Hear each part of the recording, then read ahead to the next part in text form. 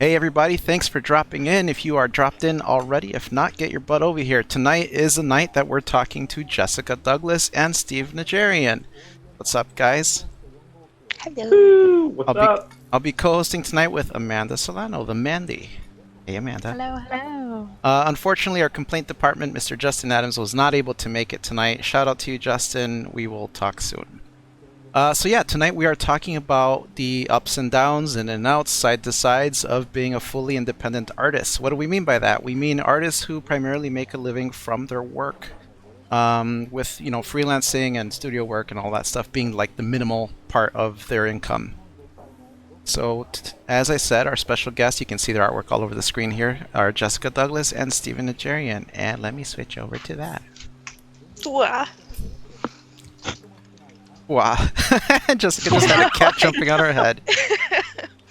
Yeah, he's heavy. So one more thing that's going on today, it happens to be Anvil, aka Jessica Fong's birthday. Happy birthday, Jessica. We're going to totally embarrass you. Happy birthday! Happy birthday! Happy birthday, Jessica!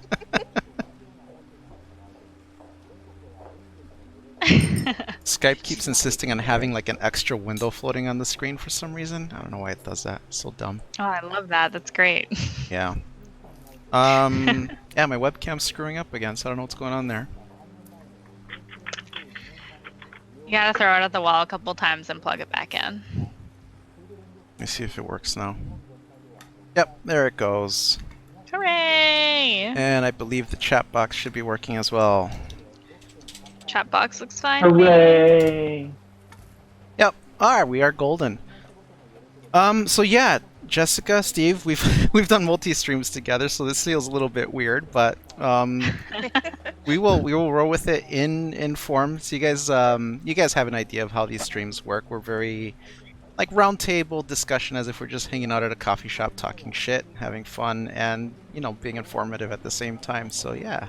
So brief intro of Jessica and Steven. Steven is known for doing a lot of dragon art. You guys can find Steve at a lot of conventions. We'll get into which conventions you'll be at soon, later on, Steve. But that's one of the big things that Steve is known for, and fantasy art in general. Jessica is known for doing a lot of traditional work, and also book covers, right?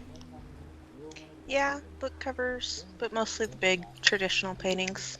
And Jessica also does several conventions, and we'll talk about which conventions you guys can go and stalk them at later in the stream. So let's just dive in. So the history of your work, tell us a bit about where you guys learned your craft. Were you guys self-taught? Did you guys, take formal schooling or something else? Like, tell us a bit about that. Either one of you guys just jump in. I guess I'll go first. I mean, I went to a formal fancy art school. I was actually talking about this earlier today, but I went to Pratt Institute in Brooklyn, New York, and I think at the time it was around $40,000 a year. So I do not think I got about the $140,000 education that my parents paid for me to go there. It upsets me thinking about how much my parents sacrificed and paid for me to go to school, and what I got out of it.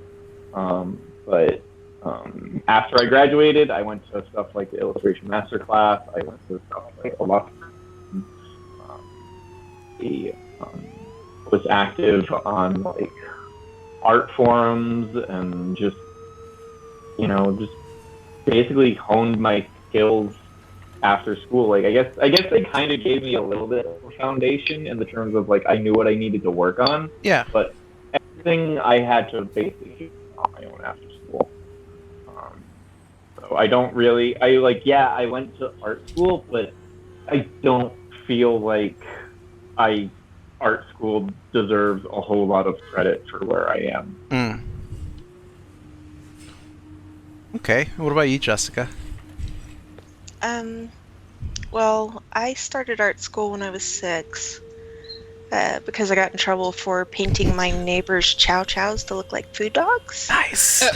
So police were involved, and it was kind of messy. But my parents put me in art school to channel that. That's a great story. I love that. Yeah, that's a really great way to channel that creativity. Yeah. How did you My get your start neighbors in the art like- world? I vandalized my neighbor's dogs. That's Uh, one for the biography. My dad's been really supportive, and it was just a small private school. It gets mixed up with the Art Institute because she called it the Art Institute, but it wasn't the Art Institute, if that makes sense. Yeah. It was Right. just a small private school that gave me college credits. And so I'd go to elementary school during the day, and then a bus would take me to art school, and I'd go to art school until about 10 o'clock at night, give or take, and then I'd go home. When I graduated from high school, I went to just a community college, and there I once again got in trouble because the teacher said I'd actually taken this class because I was really excited because I wanted to learn how to draw people. That's all I cared about. I can't draw people. So I'm like, I need to learn how to draw people. And so I went into this life drawing class, and the professor introduced himself, and he says, "Hey, everyone, you are not here to learn art. You are here to earn a grade. I expect all of your assignments in, blah, blah, blah, blah." So I kind of went and complained to the dean and dropped the class, and then ended up dropping all of it because all of the teachers were very focused on turn in these assignments, get these grades. It doesn't matter if you're actually good. It doesn't matter if you're learning anything useful. You're just there to chalk off the credits. Jeez. Yeah. And I think my real education came when I was at a convention, actually, and I got in kind of a big fight with one of the guests of honor, the artist guest of honor. We did not get off on the right leg at all. He hated my attitude, I hated his attitude. It was great, and we told each other how much we hated each other's attitude, and then he offered to teach me how to paint. So yeah, so I would go over to his studio at when he had time. We'd fit around his schedule, and he taught me how to watercolor and things like that. And I had a couple of other artists that I learned through, but he was that's probably amazing. he was the big first, and that was Mike Dringenberg. He did like Sandman comics and that kind of thing, but he was way more intense than any art school. I mean, he was crazy. He would cut little bitty boards like this big, and he'd hand me like 500 of them and say, "Fill these up with color. Don't come back till you're done." And I'm like going, "Do crap." How old were you by that point? Gosh, I was like 19. Okay, so yeah, you're jumping in with both feet then then. Yeah. So, but really from that point on, I realized that I'm going to get the most out of my education if I find the people who have the skills I want and not call them names or do, because that worked for me and Mike. But There's that. and then just share knowledge that way. So. Yeah, that's awesome. So that sounds like that really had a big impact on your development then as an artist. Oh, yeah, I went completely from, I was doing pen and ink, oils, acrylics, charcoal, and pencil. And then he was like, "No, you need to be doing watercolor. You're too twitchy about everything else." So he's the main reason why I do watercolor. Cool. How about you, Steve? When was the first time that... Screw your phone. When's the first time you had like that whole... You had the jumping in with both feet moment? What was the big moment for you? Well, so I actually was in band when I was in late elementary school, middle school, and freshman year of high school, and I never really took a formal art class besides the random like art class here or there in school. and I was always good at it, and I always enjoyed it, but I never considered myself an artist, ever. I never thought about doing art. I always thought it was just like something fun that I like to do on the side. Like I thought I was going to be like, you know, a historian or like an archaeologist or something. Like Historian. like I thought maybe do like a history teacher or something. Like when I was in high school, I never thought art was my thing. And freshman year of high school, I fucking hated band. I hated it. I was miserable. I hated going to the football games. I hated going to the concerts. I hated marching the parades. I hated all the extra shit. And I was just like, why do I have to do this? Like, if I just took art class, I don't have to do any of this other shit. I get to stay home on Thanksgiving morning and not like freeze my balls off, you know, playing the football game, watching our football team get their asses kicked by our rivals. Like, I was like, this is like, I don't want to do this. So I was like, I'm good at art. I'll just take art instead. So I took art sophomore year of high school, and my art teachers were like, you know, you're really good. Like, have you thought of art? I'm like, no. And then that same year was when Lord of the Rings: The Fellowship of the Ring came out. Oh, wow, okay. I hear you kind of like that movie a little bit. I can almost quote the entire movie, especially then when it came out. My mom, after I saw the movie, I was like, holy fucking shit. I told my dad, I was like, you have to take me to Barnes & Noble. I have to read the book. Like, I have to get the book. I plowed through the book. My mom went to New York City, and she came home with this, like, really shitty bootleg. Like, to the point where at one point in the movie, like, the camera starts shaking, the guy is, like, correcting it. You can hear people, like, cheering and stuff. The quality's so bad. I watched that movie, like, 100 times. I watched it, like, 100 times, and then the theatrical version came out, and then I watched that, like, another, like, 30 times before the movie started to kind of get out of my system. Wow. I just fell in love with the art and seeing like John Howe and Alan Lee's illustrations, and then I like discovered like Donato Giancola, and I was like, holy crap, this is what I've always liked about art and fantasy. I just didn't really kind of think it existed, and I started taking art a little more seriously. But it wasn't until my senior year of high school that I actually decided I wanted to go to art school. I got into Pratt, and I still wasn't sure if I wanted to go.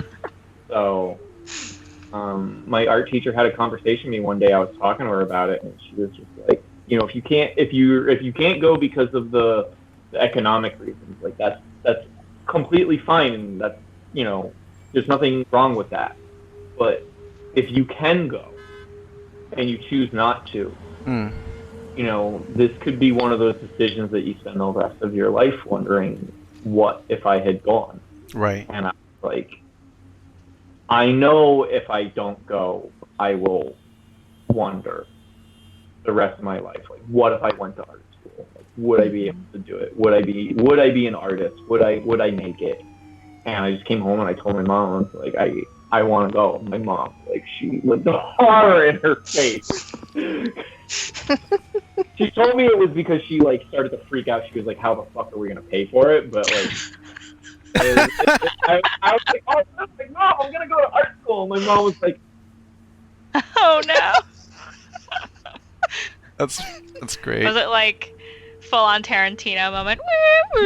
"Yeah." Zooming in on her face. Just That's exactly what happened. Get out, Steven. Yeah. And it was in that moment that Steve had no choice but to become an independent artist. No, you guys have great stories. That's awesome. So, when did you guys start? cool. When did you guys hit your stride and start working as artists full time? Was it like just freelancing? Was it studio stuff, or did you guys just dive straight into being independent artists? No, who wants to go first on that one? You were quick on the draw. Go for it, I just Jessica. talked, but Jessica, why don't you go? Okay, so it's my turn. Yeah. That's kind of a really tricky question because, like I said, I started school when I was 6. Hmm. So this whole epic moment of I'm going to be an artist never happened for me. It was just a given. Um, I was first published when I was 11, going on 12. Um, there was this book that would come out every year, and it was produced by David Sheffield, who does all of the Eddie Murphy screenplays. Okay. And he has all these actor friends, and they all wanted to be artists in some form besides actors, poets, writers, that kind of thing. So he put together his own little company and published this book called Saturday Afternoon every single year. And it was full of just all these incredible actors with their poems and things. And the only way to get this book was to be part of that group, which my dad, who's like probably the most awesome person you'll ever meet ever, was friends with and still is friends with David. So he was like toting me around to all these TV sets and everything, and this little kid being obnoxious, and they were like, let's just have Jess do the illustrations when I was like little. And so that was my first time doing any kind of published work. It wasn't a very big thing, it was really small, but Hmm. Elliot Gould came up to me and asked for my autograph, so that was cool. Yeah. But after that, it was like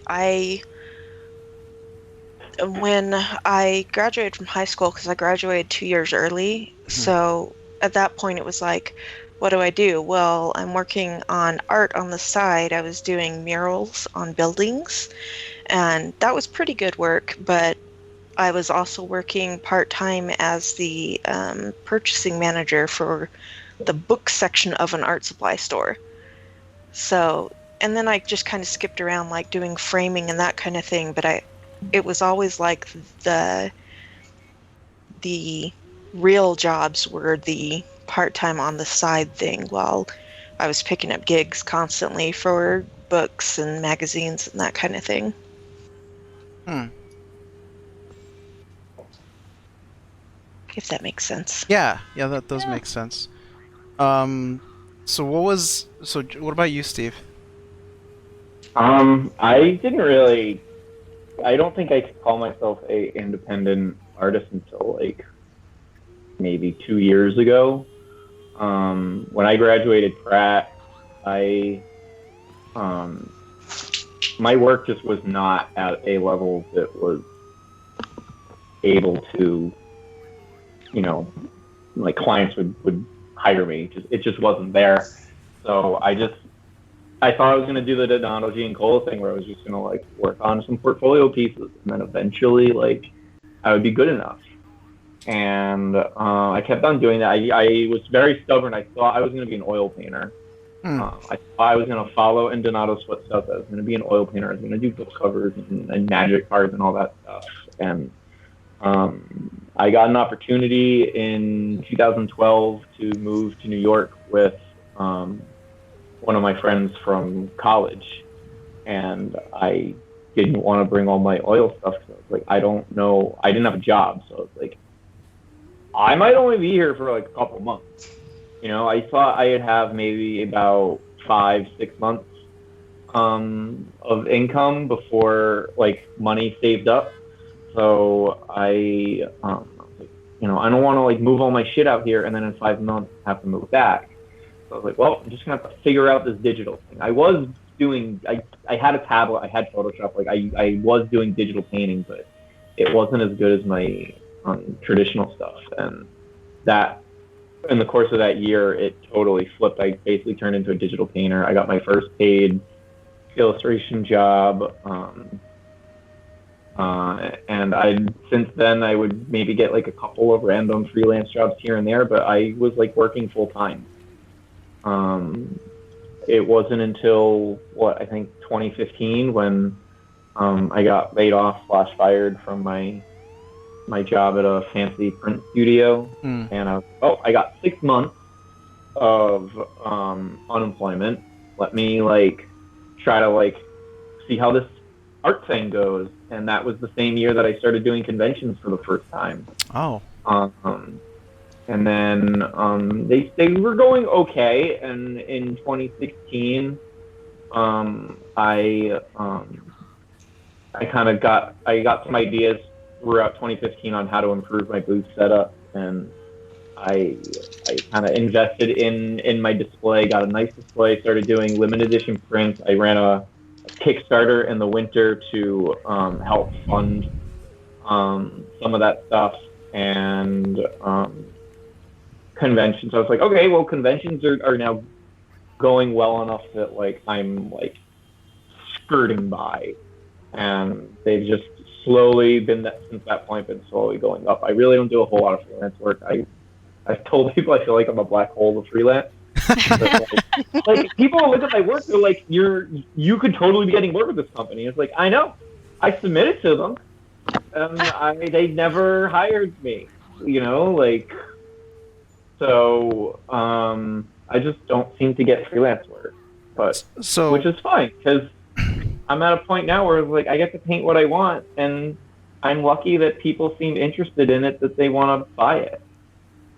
Right. Justin's so in the instead of Justin's in the chat, and he says it was a sign. Go ahead, Mandy.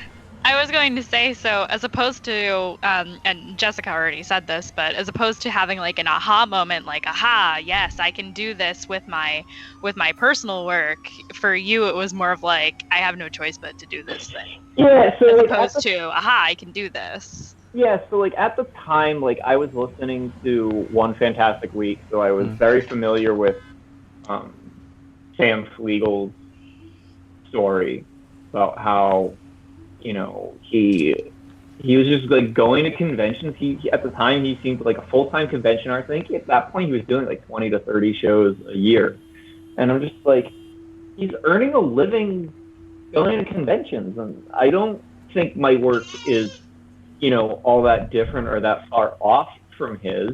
So if he can do it, why can't I? I had family that they exhibit in the vendor hall of conventions, so I help them out at New York Comic Con. So I'm like familiar about like setting up a booth and selling to people. I've had sales jobs in the past. Like I'm an outgoing person. Like I'm good at sales. Like, you know, I think I can do this. And I did my first show in 2015, and you know, I didn't make a lot of money, but I kind of felt like, okay, like I definitely think I can do this. I just need more work, and I need a nicer display. Yeah. And once those things kind of fell into place, like, yeah, that's really cool too, because it took away the, I guess in some degrees, the fear of working a convention booth for yourself. You already had that familiarity. That's kind of neat. When you were doing that stuff before, like helping people with convention stuff and like being in that environment, did you ever see yourself working at a convention as an artist, selling your own stuff? I did. I thought about it. I was a little concerned that there was a lot of fan art stuff. So me and my cousin, she was also an artist too. And we talked about maybe how like we're just gonna like ditch this whole like booth thing. We're just gonna like sell out and do like fan art shit and have a booth at these comic conventions. And it actually took another family member that is in Chicago. She was like, "You should come out to C2E2." I'm like, well, yeah. She's like, "Yeah, you know, you need to come out to C2E2." I'm like, yeah, but like, I have New York Comic Con, like, and she's like, you really need to come out here. And this was like, I'm watching a lot of One Fantastic Week, and I go to her and I'm like, well, how do you feel like the work, like my work compares to everyone else? Like, I think you're better than half the people here. And I'm like, all right, that's crap. but like, I definitely think I'm probably, you know, not to sound arrogant, but there's probably people that I am better at. Like, I was very self-conscious about like putting my work out there and freaking out. Like, what if nobody buys it? Like, that was a huge fear for me. So I was like, you know what? If I'm gonna fly out to Chicago and do this show, I might as well just do it. Yeah. And you know, so like doing that show and like basically breaking even I was kind of like, okay, like breaking even my first show, I covered like all my costs. Like I still have leftover prints and everything. And while I was waiting for my flight back was when my boss called me to tell me don't come into work on Tuesday because you don't have a job. I was waiting for my flight home when he told me that. So I called my cousins at two conventions, and they were like, "Well, Wizard World Philadelphia is in like 2 weeks. Why don't you like see about applying for Wizard World Philadelphia and give it like try doing more conventions?" And that's how like it all really started. Sounds like for both of you, conventions are a big part of making this work. Would you guys say that's true? No. No? Yeah. Oh. For Steve, it's true. For Jessica, it isn't. All right, cool. Jessica, tell us a bit about your experience with that. Okay, so conventions are really awesome. Like I said, I met Mike at one. So in the sense of networking, it's been great. But when I went to art school, Photoshop didn't exist. The internet didn't exist. All of this stuff didn't exist. And so I had to learn things kind of the rough, hands-on way. And I kind of fell into conventions in 1996, where literally it was just a friend just went, okay, you've been a purchaser for these art things, you're organized, run this art show for me. Okay. And so I had this art show kind of dumped into my hands. And so I'm really obsessive about doing research and everything, because at the time I was in school to become a paralegal. At one point I was like, I'm going to be a lawyer. Why not? Because my mother's a lawyer, and it's just all this complicated thing. So I was in law school or not law school, but pre-law, and was really into researching. So I researched all the different conventions, because now the internet was a thing, and I was really excited because I had internet, so I wasn't going to a library to research things. And then I met Bruce Miller, who was like, they call him the ABCs of conventions. He's the art show director that the standard was set for art show forms and things like that. And so I got a lot of technical information behind the art shows, but I didn't really attend a lot of them. I mailed out to a bunch, but for me, going to conventions was such a huge physical drain that I couldn't do them very well, and it only got worse over time. So they were nice here and there. I'd mail into a bunch for fun, but the bulk of my income was coming from art galleries and museums and that kind of thing. It wasn't coming from conventions. Those were just kind of my place to network and to relax and have fun. And that's actually where most of my interns came from. In fact, my assistant Shannon met me at a convention. Shannon, the All right, legendary Shannon. we gotta go to more conventions. But I've been doing this for so long that these are people who I met when they were like, 8, 9 years old, and now they're 28 and Wow. stuff like that. And it's like, woo! It's really kind of strange to watch how those connections grew over time, from just some derpy kid with a sketchbook to to like a hardcore peer artists. Yeah. It's been kind of strange. So, what is it like to work for yourself? And I mean for yourselves, right? Because we're not talking about freelance here. We're talking about like you guys pushing out your own work, whether it's IP stuff, whether it's just like, individual pieces of art that exist as their own thing. The whole aspect of working for yourself, where you are truly your own boss, what is that like? Like, what's a day-to-day for you guys like? Maybe Steven, we should poke you again to pop into. I mean, my day-to-day varies a lot on whether I have a convention or not. I will say it's great. I love painting what I want and not having to debate with a client on whether like this is going to be an idea that'll work, functional, or whether the piece that I'm working on is going to be a image that I think people will actually buy as a print. I can just paint what I like. And I'm very fortunate that the stuff that I like to paint, people seem to respond to and want to buy. But there's a lot of anxiety and stress also at the same time. When I was in high school, I took a class on Excel. And I was like, I'm never going to use Excel. Ever in my entire life. And when I started doing conventions, I was like, holy fucking shit, I need to use Excel. Like, I need to have spreadsheets. I need to know how many prints of each image I've sold. I need to know how many prints of each image sold at each convention. I need to like try to figure out spot trends. I need to manage my inventory. I need to order supplies. I need to spend entire days sometimes signing, bagging, and backing prints. I have to apply for shows. I have to there's just a lot of business stuff that you don't really think about. Like, you have to go and you have to apply for sales tax for a lot of these states. You have to, file all this stuff. Like, there's a lot to it, and it's scary where at times, earlier on in the year, there's no convention, but everyone wants all their money. So you're putting sometimes over $6,000 down on conventions, and you're also paying rent and food and utilities, and you're just watching money just like flush down the drain, and you're hoping that the show you'll make the money back.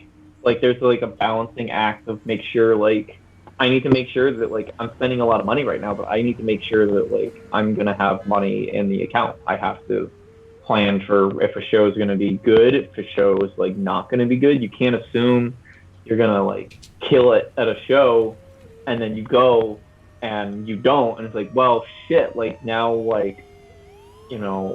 the money that I thought I needed for this next show or to pay rent and utilities is not there. Oh. Right. The struggle is real. Yeah. How much of your week? First of all, how many hours would you say you're working in a week? It's hard to say because I usually, I think it would be easier to say what my typical day is. I usually wake up around 10:30. I have my relaxation time where I either read a book or I just kind of scroll through Facebook and whatnot. Or maybe I'll play some video games. I like to kind of get the fun stuff out of the way. Yeah. I'll shower.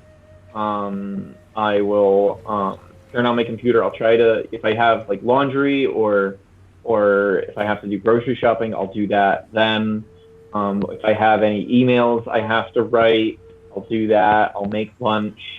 In that brief time between lunch and when I start up my stream at 2:30, 3 o'clock, I might do stuff order if there's any supplies and stuff that I need to order, anything like that. If I finish a piece of artwork, I might upload it to Facebook and start posting stuff. I try to start streaming around 2:30, 3 o'clock, and I'll usually paint until after 7. Then I need to stop, get something to eat, I'll relax. I need to decompress for an hour or two. Then I'll pop on stream. I'll either hang out with other people streaming or I'll stream again, and I'll paint until around 1, 2-ish in the morning. Mm-hmm. If I have a convention though, I might noon or so, I might set up a table and I might start backing prints, and I might just spend the entire day doing that. It all depends on what needs to get done. Over the weekend, I was well, I could paint, or instead I'll go make print packs, get those ready. Sometimes I'll over the weekend I might do a little bit of work. I try not to work as much as I do during the week, but it just varies on whatever needs to get done at any given time. Sometimes it's me signing and bagging prints. Sometimes it's doing hand embellished canvas prints. Sometimes it's organizing, going through all my inventory. It depends on what is upcoming. How about for you, Jessica? What's your day-to-day like? What do your weeks look like? Well, it's really changed a lot since Shannon came around. That Shannon. Keep bragging That's about Shannon. Shannon. Everybody loves I Shannon. can't express enough how much Shannon's changed things, because when I was first working for myself, I was struggling with a lot of really intense health problems that they weren't identifying. So I was having these serious issues that, they'd come up with a diagnosis and we'd do everything right, and then that wasn't it. And then they'd come up with another diagnosis. And at one point, my entire art career had revolved around being a disabled artist, which, there comes a point when you're like, I don't want to be my disability, Right. especially when they can't figure out what it is. And, and as my health went down, my organization skills went down, because when I was in, studying to be a paralegal, I was super organized on top of everything. I got my business license. I had my sales and use tax license. Everything was on the up and up and perfect. And then I just got slowly worse and worse and worse, until one day Shannon was just like, she just kind of stepped in and said, "Hi, I'm your assistant now, because this is ridiculous." And, she relies on organization, and I have to be able to convey to her what I need done and Right. what's going on in a clear and very concise way. So, like, my entire studio has been completely rearranged. Everything's organized. I know where everything is. I have labels on all the stuff. I have a big whiteboard in front of me that has a list of every major detail I need to do.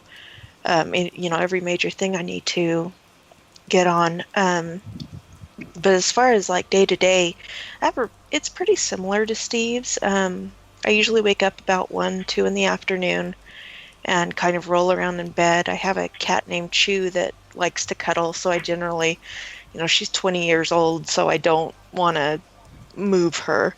So I'll lay around until she decides she's going to get up. And then I'll come downstairs and go into the studio, and my kids, they go to an online high school, so they're always here. But they know once I'm in my studio, that's it. It's work time. And the first thing that happens usually when I log on is Shannon messages me if anything major happened while I was away. And then I go through and answer all my emails, answer any immediate pressing questions. And then I'll take a little bit of time to message friends and kind of touch base with people. Mm-hmm. I usually while I stalk you on Instagram. Okay, I don't actually run my Instagram. Shannon does, because my phone broke like 5 months ago, and we just have never gotten around to fixing it. Like, I don't need no phone. I don't. Well, okay, so here's the deal. Don't make me fly out there. Get Here's you a the new deal. phone. I avoid phones like the plague, because I have had way too many contractors try to do verbal arrangements, and then they always bite me in the ass in the end. Mm-hmm. So by forcing people to communicate with me through text, I always have a written record of everything they've said. So it's really easy for me to go back. And so when my phone broke, I was like, yay! Because I was right in the middle of a lawsuit involving my work. Yeah, no. Always better to have everything in writing. Yeah. And the dude, the publisher, would never put things in writing. He'd call me and make changes and everything, and then he'd change that, and he'd message me saying, I have to call you. Mm-hmm. And this, by the way, is one of the major reasons why I don't work for other people, because it drives me insane. So by forcing everyone to communicate through text, it's there for me. And, but other than that, I'll stream it around 3-ish. I'm trying to keep a regular schedule, but sometimes things happen. And I'll stream until my husband comes home, and he cooks. He loves to cook. And he comes in and he'll put food in front of me and then stare at me until I stop streaming and go eat. Because at that point I haven't eaten at all, because I'm in the zone You're just of working. on. Yeah. I get the same way. Yeah, it's just food. What's that? Never, ever, ever. No matter. It doesn't matter. Food is always more important. I can't function when I'm hungry. I don't. I mean, I can't. talk about food a lot because I do recipes and things like that for books, but actually being hungry isn't really something I think about. Mm. And then, well, and He's then I, talking about it. Now we know why Yeah. Steven empathizes with dragons. He's gonna disappear from the screen for a minute. He's gonna go grab a He's snack. gonna come back with barbecue I'm sauce. all not over gonna his lie. face. There's gonna be a racket in his I'm hand. not gonna lie. Like, I've had my husband slide my food underneath the camera so that people would start messaging me saying, "Go eat that. That's amazing." Because he was a chef at one point, so his cooking is always just amazing. And I always tell people, I'll be right back. I'm just going to eat and I'll come right back and keep streaming. But usually the kids or Sean will talk me into hanging out with them. So I'll come back like 3 or 4 hours later. And then I go into really intense work mode where I'm doing all the mat cutting, any technical details, dealing with contracts that have irritated me, because I handle legal work better when it's really late. And then painting and trying to get everything, whatever work I have to do, done. And that usually takes me about 2 or 3 in the morning. So Is that really late because you're more focused, or is it because it's quieter, or are you just a night person? I'm mostly just a night person. When I get up before about noon, I get really intense migraines. I'm extremely light sensitive. Wow. So I get super intense migraines and I start getting really sick, and it's not pretty. My bedroom is completely done and the walls are painted indigo. There's blackout curtains. My bedroom perpetually looks like nighttime. Little And learned all will just Jessica's a stay vampire. there. Yeah. Yeah. That's why I'm so white. Nice. So yeah, with all of that in mind, with your daily routines and, working for yourselves, I'm sure you have plenty of stories about your experiences in the industry, working for yourself as you do. So on the lighter side of things, what are some golden stories that you might want to share? Like really positive, good experiences that you've had as a result of, being in your field. And we both go quiet. There are Danny. Feel good stories first, then Then we'll get to the gossip horror stories. so after. I took a chance. I decided to do a Ren fair. I tried it out for 2 weekends because, again, like one fantastic week, I heard people trying them out, and I'm like, I'm interested.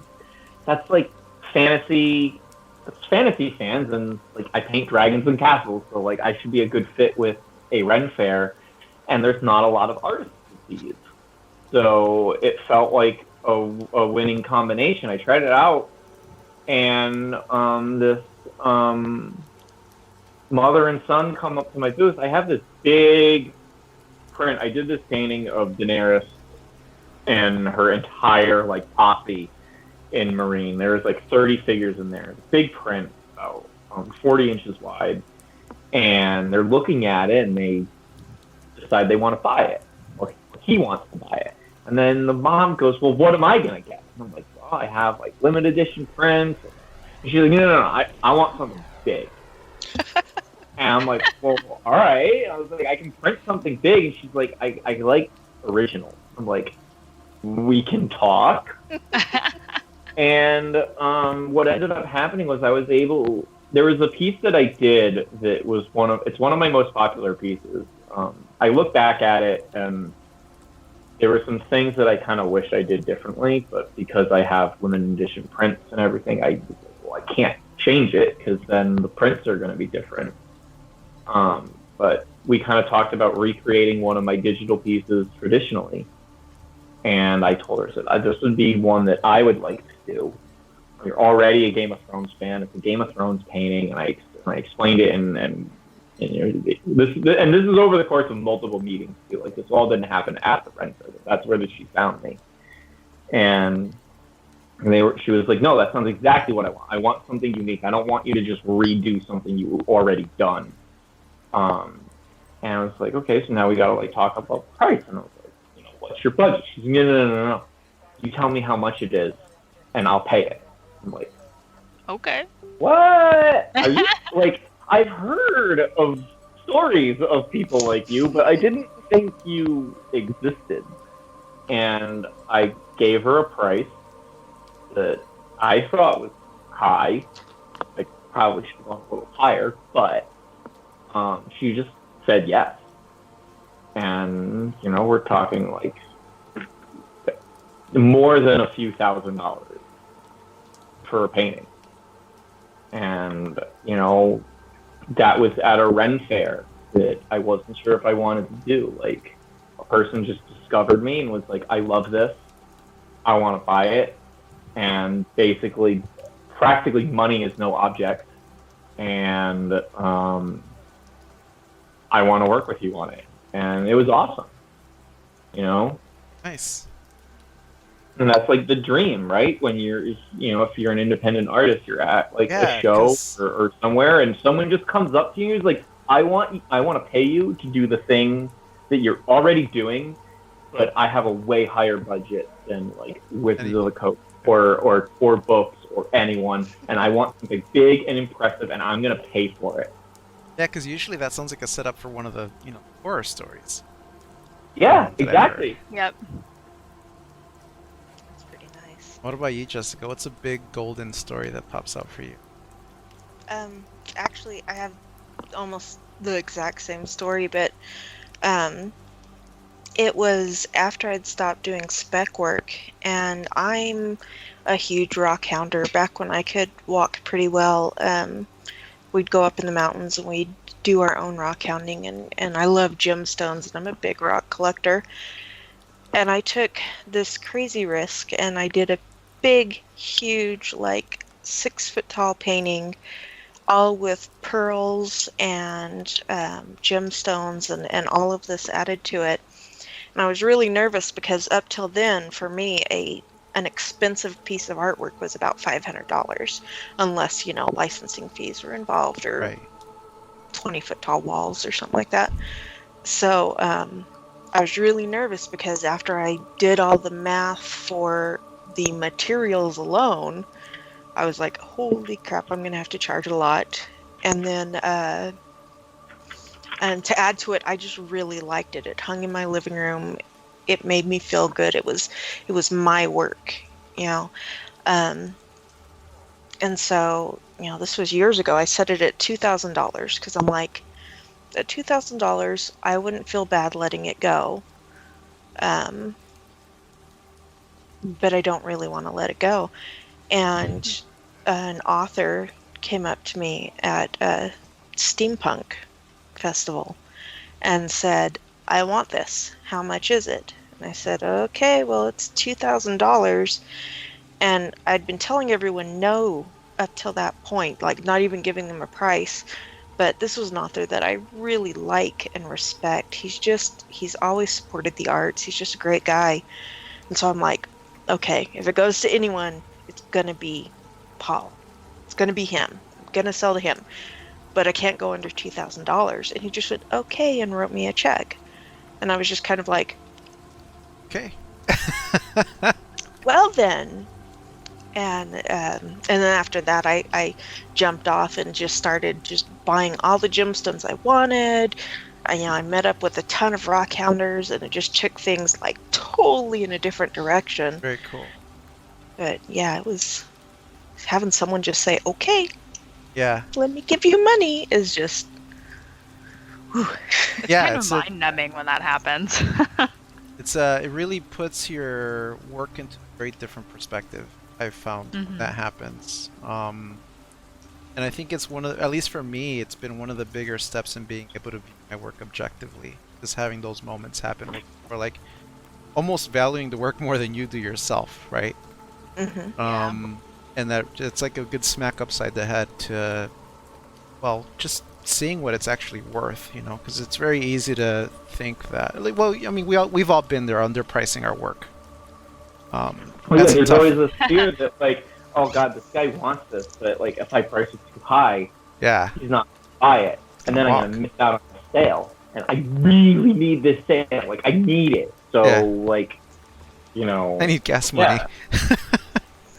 Yeah, see, I just, over the years, I've heard so much crap from people about pricing, like, why your stuff is priced too high, or I really want this, but I can't afford it, so you should lower your price, and that kind Right. of thing.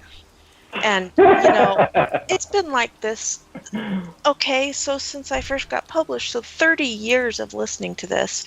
And, I told my dad the other day, I'm like, gosh, how did you end up raising such a bitter old bitch of a lady? Because I'm just like, you know what? I don't care anymore. I don't care what someone who's never done art before and just wants to guilt trip me into their price because everyone wants a bargain. I don't care anymore. They're not my customer. So, they can. I have the bad habit of giving, like, if a friend of mine is like, I really like this, like, oh well, I'll give you a deal on it. Like no friends and family come up to me like, so what kind of deal can you give me? But I'm always like, oh well, you're a friend, so like I'll like do this, or if I'm at a convention, people start buying multiple stuff, and I just like look at everything, and I was like, we're buying a lot of stuff, so I should like, throw them, like take something off or something. Yeah. Or throw something else probably, in. Yeah, exactly. Yeah. And this was one of my favorite things that ever happened to me. I was at Dragon Con last year, and a guy bought 3 limited edition prints from me. Wow. And they're 75 each. And I was like, well, because you're buying 3, like, I'll take 10 off each print. And he was like, nah, man, I'm buying your art. And he was like, and you just gave me the full amount. And I was just like, yeah, I've had that happen too, where they're like almost insulted that you're giving them a discount, but really it's because they understand. They understand, like, no, I'm going to pay you what you're worth here. And it just meant so much to me that, because, like, I don't know how much this guy makes, whether, like $30 to him is just, like, fucking nothing. But for me, like, that meant everything to me. Yeah. Like, that comment and what he did was so much more valuable than, $30, which is like a dinner somewhere. Yeah. Or groceries for the week. Yeah. I wish I could do $30. I was about to say, you could. Getting your groceries. Well, a lot of your groceries for the week. You could buy eggs and butter and milk and maybe a pack of bacon for that much. I have 2 teenage boys. That's not groceries for one person. That's not groceries my punch. Justin says, if you think you'll say after the deal, I should have priced it higher, you probably set your sights too low. I would agree with that. Yeah. Well, sure. I, at the time, it was a number that I was like, so, because also, like, for me, it's like, all right, all these, like, big artists, they're charging all this. I don't feel comfortable charging that. But what I did do is I was like, okay, I'm going to probably spend around 3 months on it.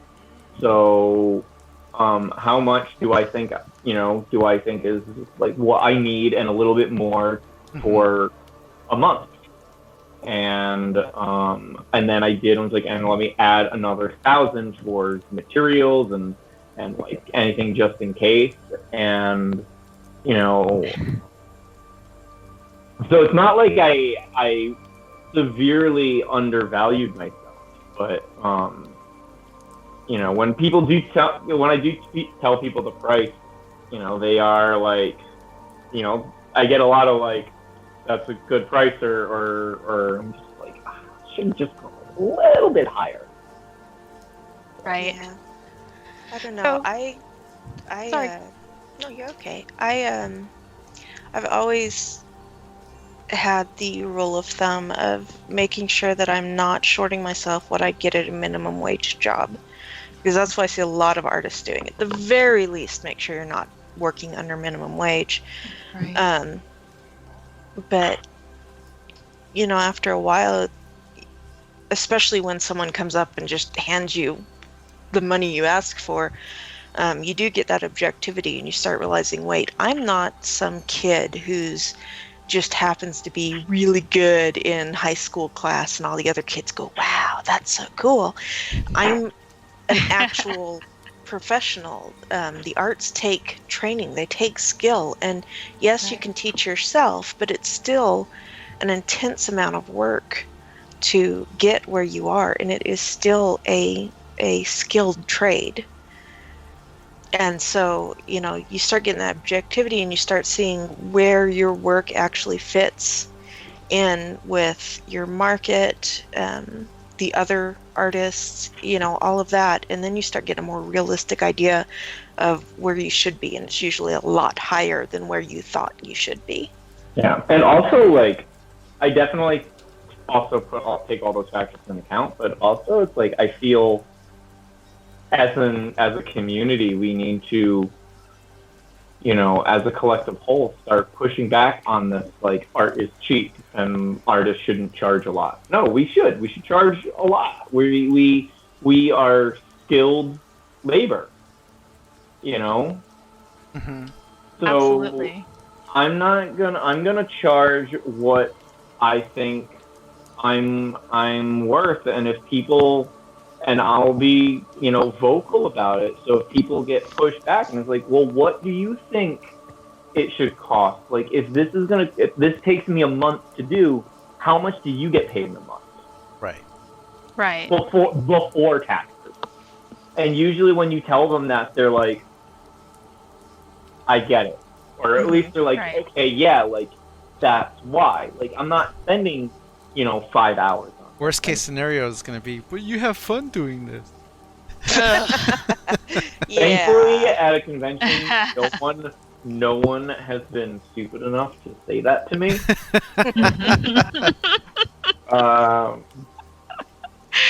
Me enjoying it is a perk. That's not why I do it. Right. Right. You do it because you have a skill and you're good at it. It's your niche. It's your thing. I guess So- I guess your job shouldn't pay you because you enjoy it. Yeah.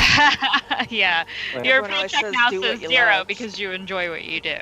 Sorry. It's because you love doing it. Final Flash So- says, sorry, Mandy. Final Flash says, charge higher is my motto, and I increase my income like 3 times in a year. Whoa. Yeah, that's awesome. That's great, awesome. man. Yeah. Yeah. So for both of you, since personal work is essentially your bread and butter, that's what you make your money off of. Do you approach freelance or contracted commission type work differently at all from what you typically do? The art that you do for yourselves. They have to pitch the idea to me like they would a publisher. Like, flat out. I'm not going to do it if I don't. Love that. If I'm not interested. I love your mindset on this. Well, it's just, So much. I work for myself. That's time I could be doing on a painting that would go in my next show, or in a museum, or in a, or with one of the companies that licenses my work. They're there for what I do. And so if someone is trying to buy my time to put my own spin on essentially their idea, so they're asking me to stop being an independent artist and to work for them, it needs to be good. It needs to be worth stepping away from what I do, because half the time when people ask you for commissions, half the time it's stuff that you can't sell aside from that commission. If someone wants their D&D character, there's a really good chance you are never going to sell prints of that again. So, they have to pitch it to me. It has to be marketable. It has to be in line of what I enjoy. It has to be something I'll actually finish, because I'm notorious for just going, well, this is crap, and tossing it and never going back to it. So, they have to pitch it to me. And then from that point, I'll start talking money with them. And if they get it all weird about money, I'm gone. I'm not going to mess around with that. I don't have time for it. So that's how I do it. Yeah, that's great. That'd be a great position to be in. I wish I was in that position. I don't feel like I am yet. So, like, I make most of my money at conventions, and you know, when I hear someone that wants to pay me $2,000 for a comic, for a book cover, I'm like, that's probably about how much I will make at a convention, and I don't have to worry about flying out there. I don't have to worry about food. I don't have to worry about inventory. I don't have to spend the weekend at this show. I don't have to put up any cost in order to do it. I can just sit at home. I can stream on Twitch. I can paint this thing, and it's guaranteed money.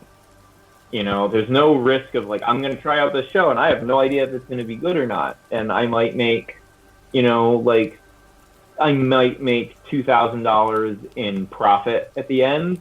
I might make, you know, 1,000. I might lose money. Like, I've done a couple of shows where I've lost money. You know, so to like basically be told, here is a guaranteed $2,000 and you can go buy that computer that you've been wanting to buy for yeah, I'm gonna do it.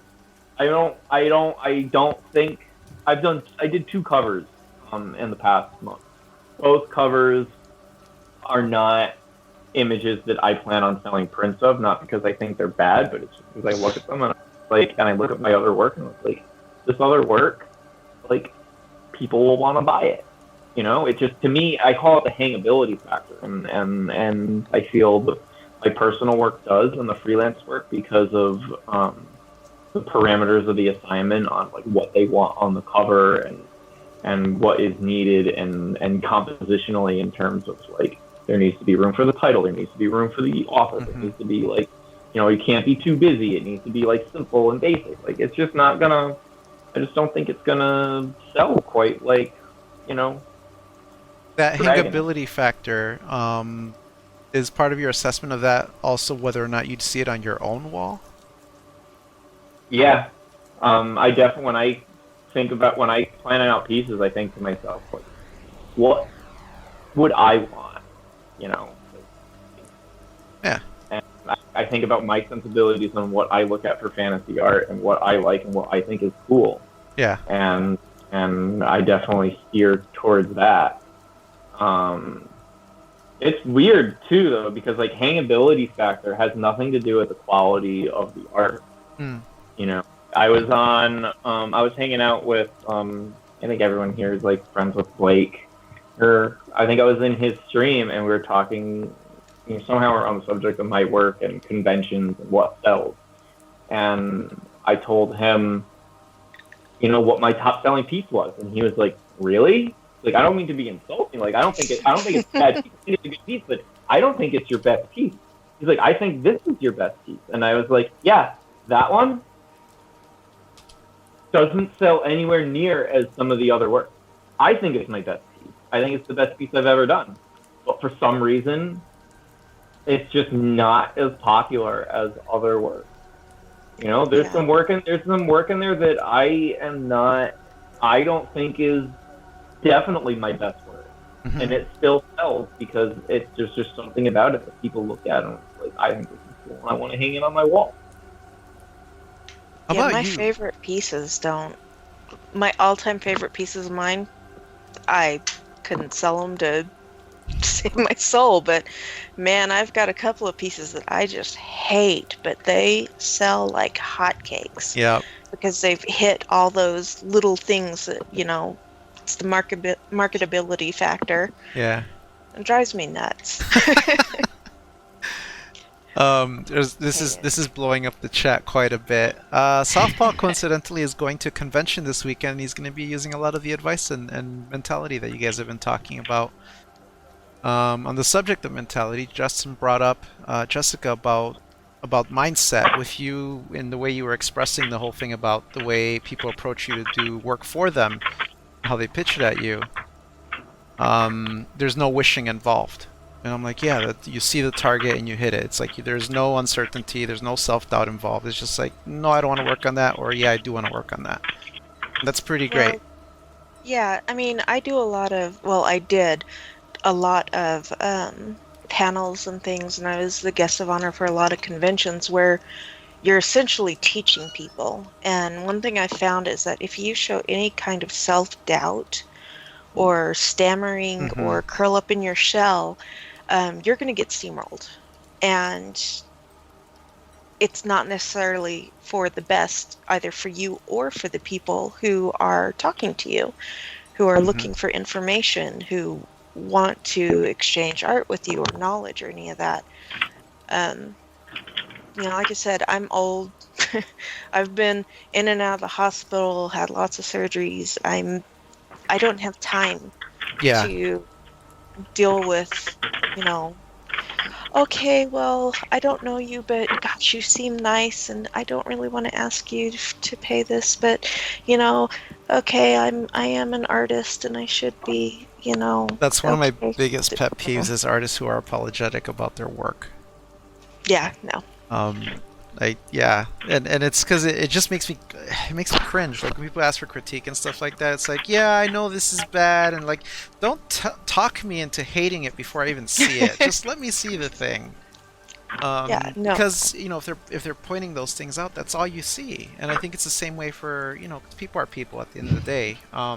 A potential customer who comes along and who's like geeking out over your work, the worst thing you could do is tell them why their taste sucks. Yeah. Don't do that. Oh yeah, you never talk bad about your work ever. Yeah. I am still taking with me to conventions my first piece that I got that got me my first paid job in 2013. I still sell prints of it. I don't understand why it's still. I mean, it's finally kind of starting to like tamper down in terms of like the sales aren't really there like they used to be. So I'm thinking about finally retiring it. But like, as long as people are buying it and they're like, oh, I love this painting, and I'm like, great, and I just keep it internal that I'm like, really, that's the one that's 5 years old. Like, not this other one that I painted like to replace it. Okay, Yeah. sure, fine. No, it's fine. I'm not gonna say. So piece of advice abstract art too. for everybody watching, like anytime you feel that impulse to go, oh, but this one's not that good, or like, really, that's the one you want to buy. Every time you find yourself with that thought and like getting ready to spit it out at the person, even if it's not a client, even if it's a peer or a friend or whoever you're showing your portfolio to or asking for critique, just reframe it as if all it's going to come out as is your taste sucks. That's all you're saying is your taste sucks. So don't do that. Don't do that. So I will say at conventions, the one thing I do, and I do this a lot, I do it all the time. If you ever come to my booth, be prepared. If you pick up one print, the last thing it'll ever do is tell you you made a bad choice and you should pick something else. But what I will do is like, that print, in my personal opinion, goes really well with this print. Yep. And it also goes well with this print.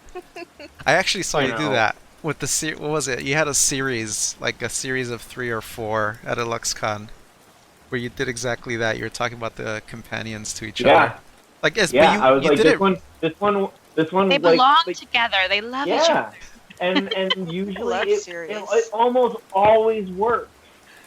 Like if I had a woman that like she was buying one print, she was debating. I was like, not that you have to buy them together, but like they do kind of go together. She's like, oh shit. She's like, all right, get me that one. I was like, all right, now you're gonna be really mad at me. She's like, oh no. And I was like, I think this also goes. And then you have this like triptych thing, and it looks really nice. You hang them together, and they're like perfect for each other. They especially love it when you tie story into it, because I think people are completionists by nature, especially like our audience is very completionist oriented. So it's like, well, this is a good guy, this is the bad guy, this is like that kind of stuff. Like people, especially if the things can flow into each other, like people love that. Oh, and like I do that a lot too, because it's such a good sales technique. And you really need to think like a salesperson, not like you're trying to give out your artwork because you're a sensitive artist, but you know, I did the Leviathan painting and the original sold before I finished it. And all of the prints have sold out. And so I did the tropical Leviathan, which is essentially the Leviathan but a different color scheme and, you know, slightly different form. And the person who bought the original of the first one had to buy the original of the second one because she couldn't bear the thought of them hanging on different walls. Yeah, those collectors are the Genius. best. So Yeah. she Absolutely genius. both of them. It does trip you up when you don't do them as a set from the start, though, because, you know, the Leviathan has sold out, and I just got the Tropical Leviathan out from under the contracts of a publisher. Big, huge mess, but I finally got my rights back to it, so I'm about to print that, and people who missed the first Leviathan, they're screwed, because when I do limited edition prints, I'm very hardcore about it. If I say I'm only printing this much of this item, that's all I'm doing. I'm not going to do, but I'll do a special edition in this size or this. No, that's it. These are the prints that go out there. Um, so, you know, the second Leviathan painting is going to go out, and I know for sure that all the people who bought or at least the bulk of the people who bought the first Leviathan print are going to get it.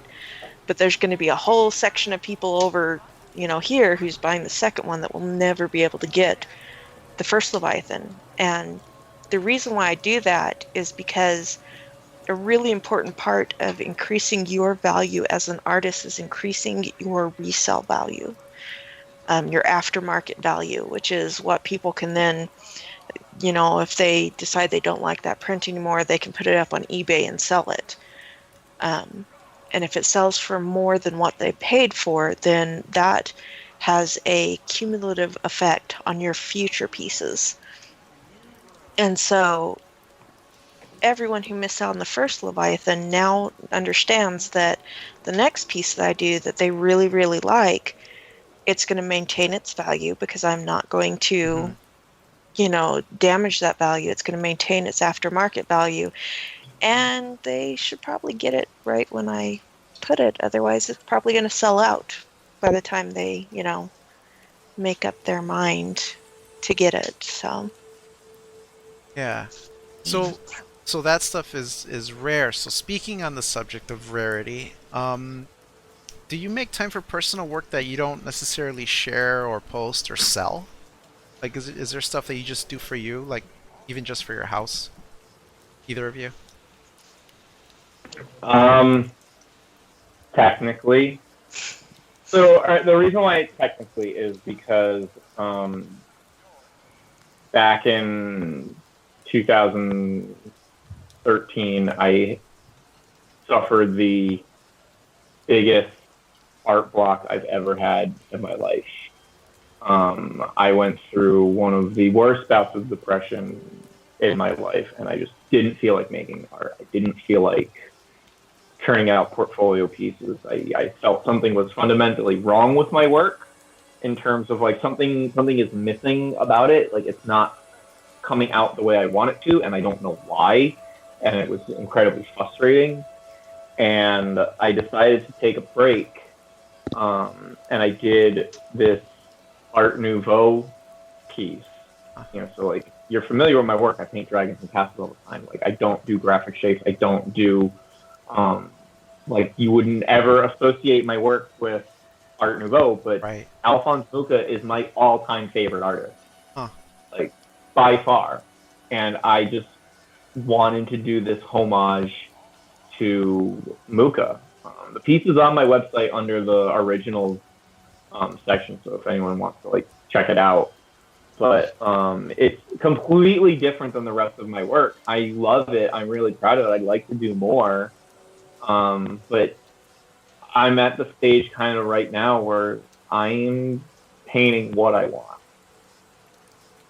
You know, like I want to do a painting of Rivendell.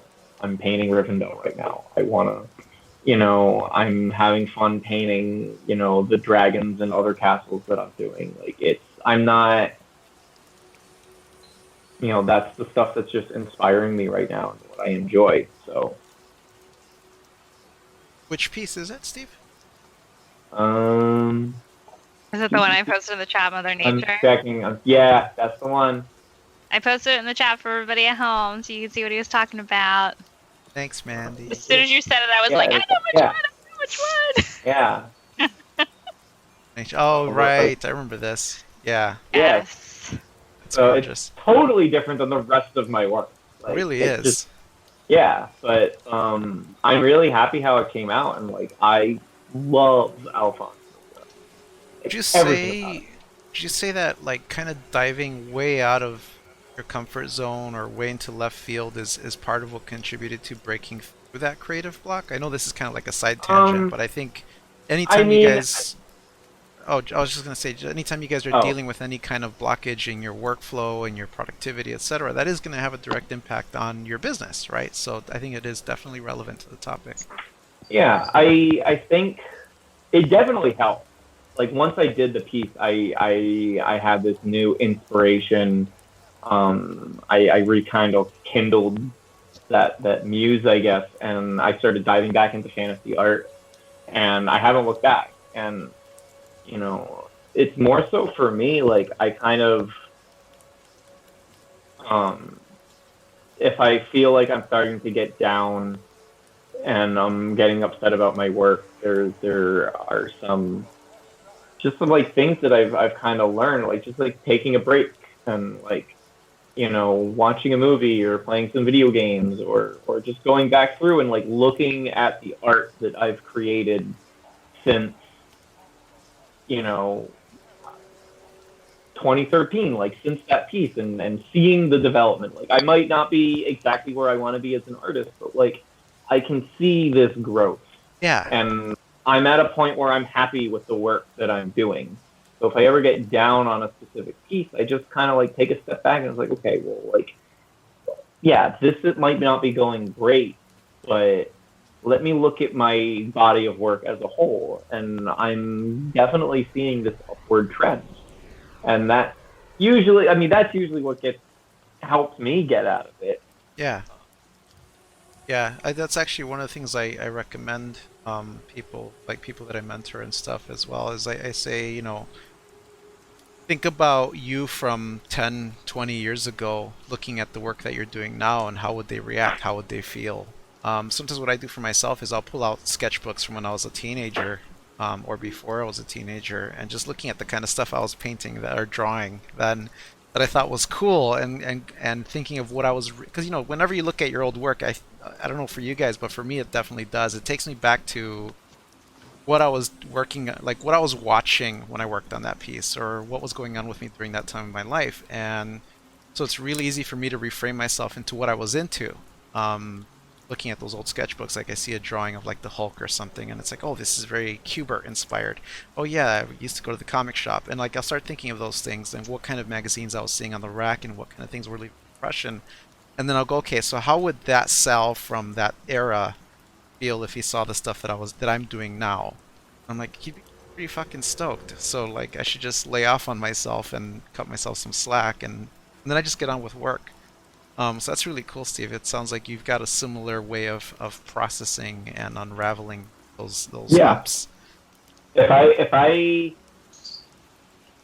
like in college or even just post college knew that I was painting dragons and castles and making a living going to comic conventions, and that like I would be exhibiting at New York Comic Con, back like with Donato Giancola right behind me, I would have lost my shit.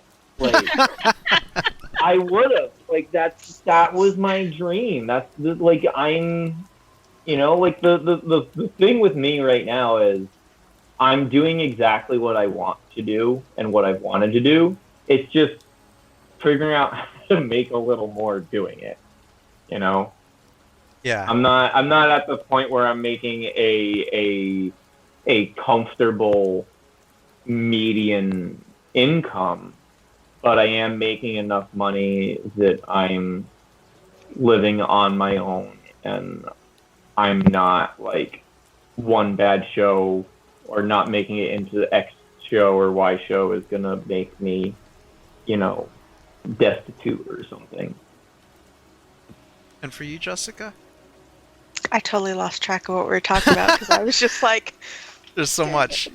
there's so much. We just went through like 3 different topics at once. So the question was, is there? So you were talking about the rarity of your work, but the question that was spawned from that was, is there any personal work that you don't post or market or anything like that, like work that you just do for yourself, or even just to hang around the house or anything like that, that isn't necessarily for anybody else but you?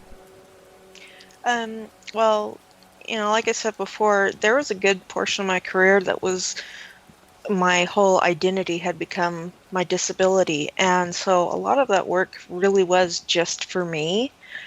But what started happening is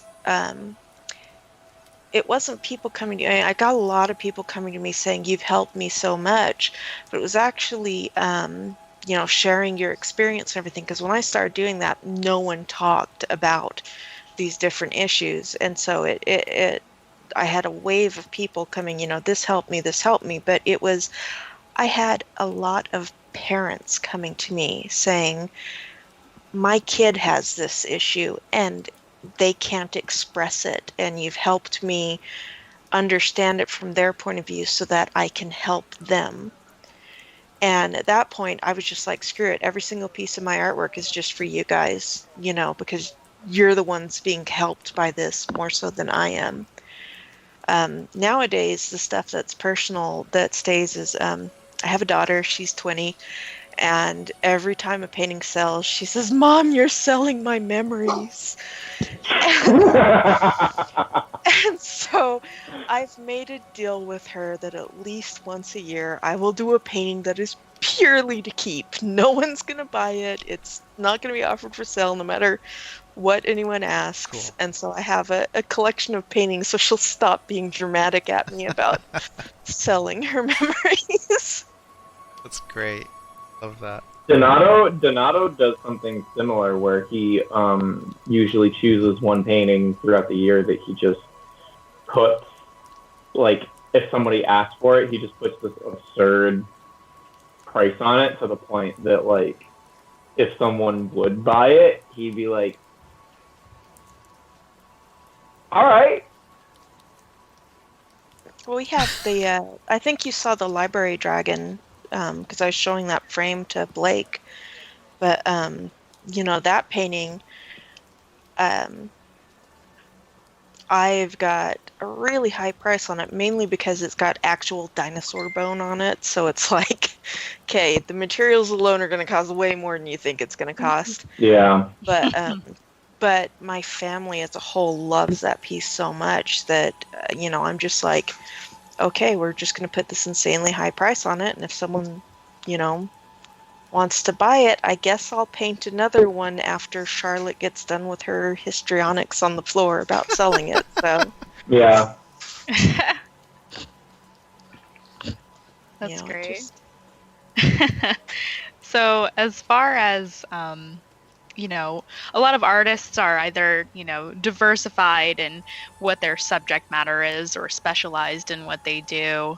How many different categories like this do you guys work in? I know, Stephen, you generally do, a lot of the dragons and fantasy stuff, but you do also seem to tend to diversify quite a bit as well. Would you say that that's accurate? I don't know. I call myself a high fantasy artist.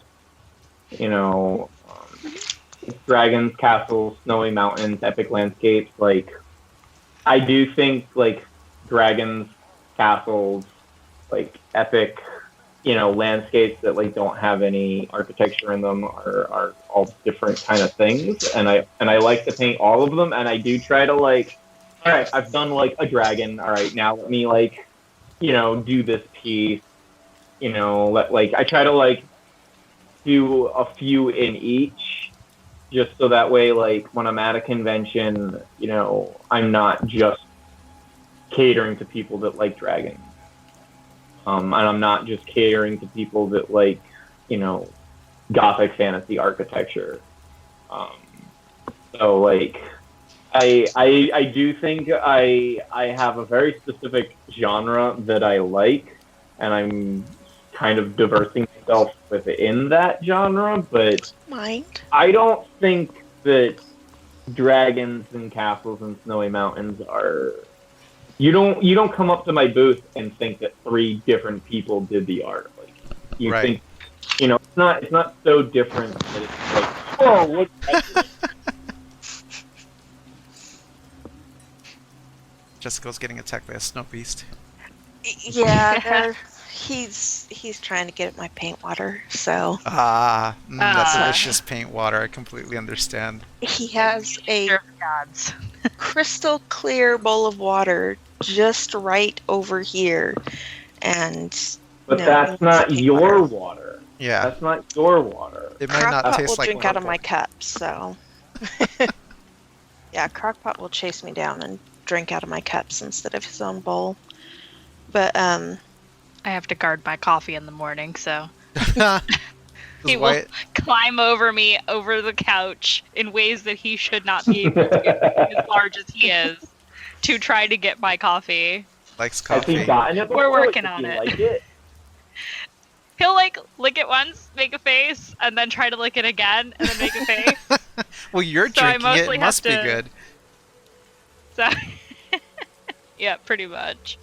yeah, that one, the Siamese one, that's Crockpot. That's the one that will chase me down for my whatever cup I'm using. That's what he wants to drink out of.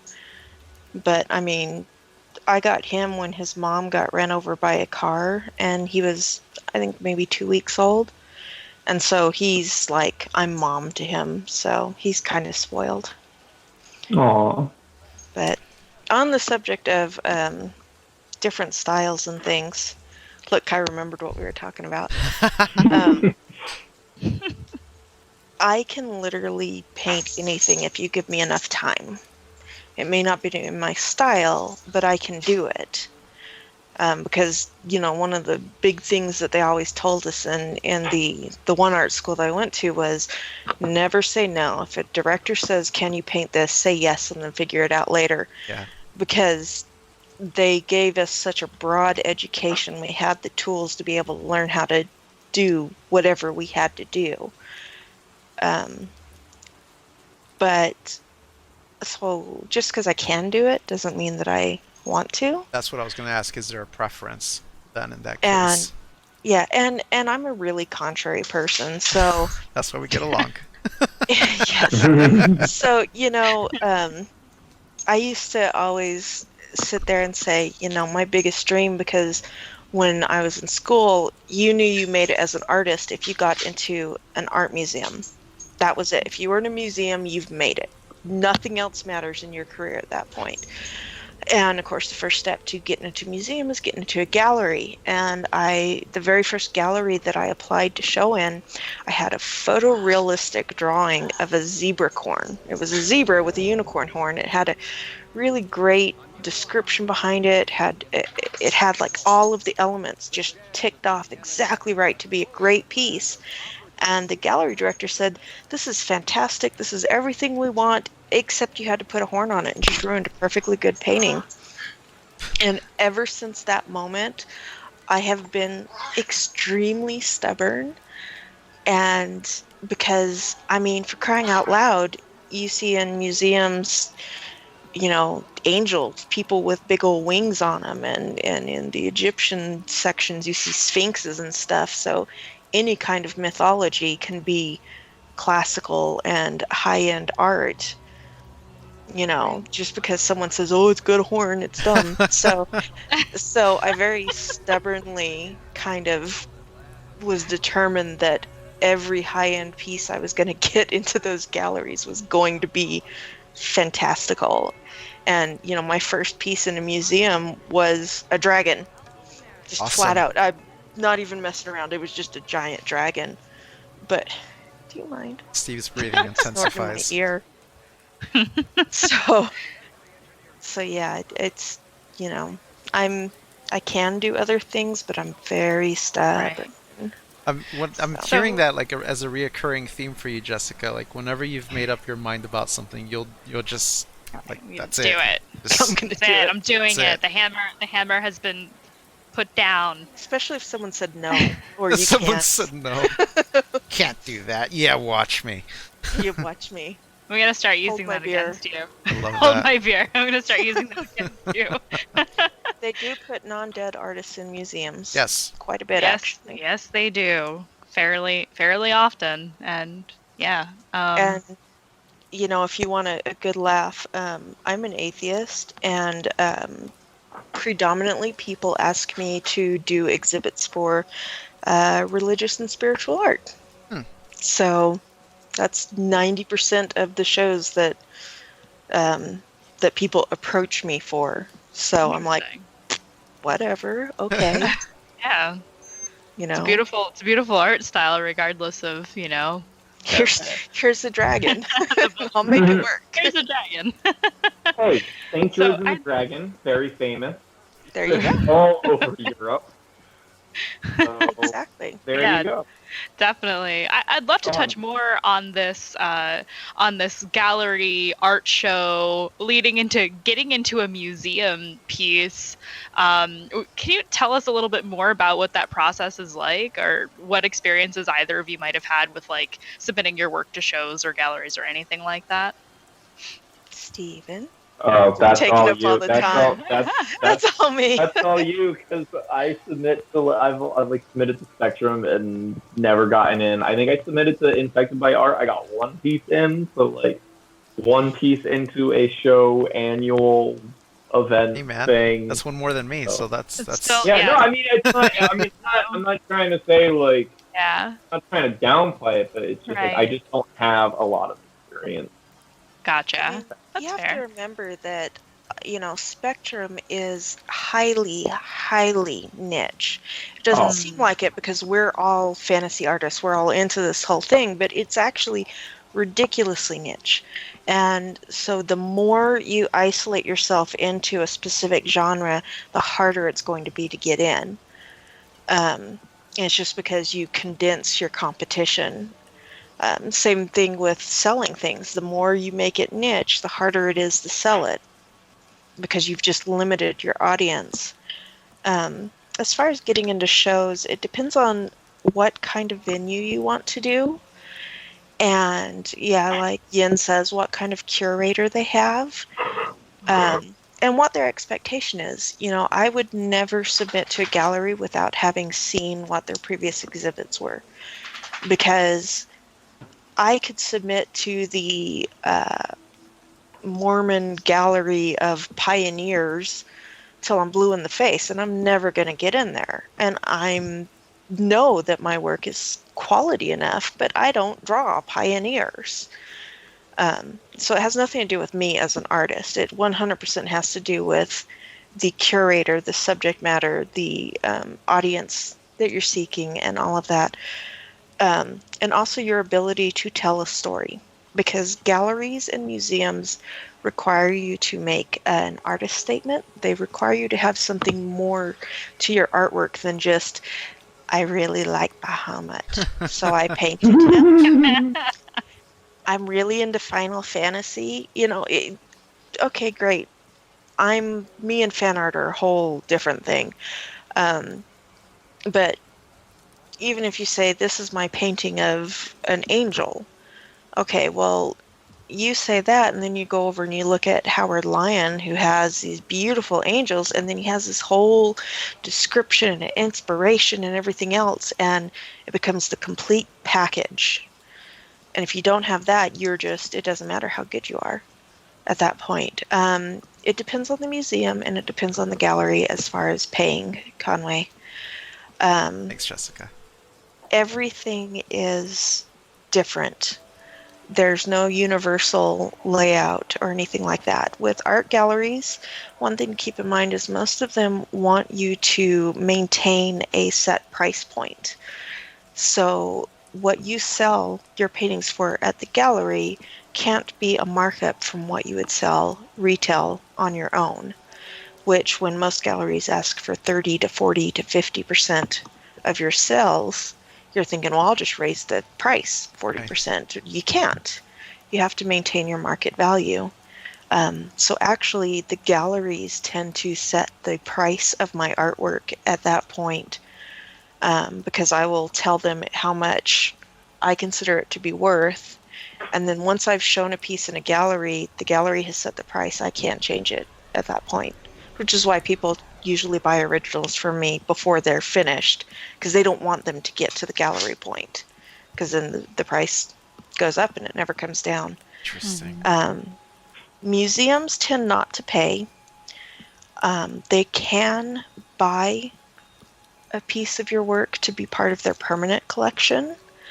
And when they do, they pay very well.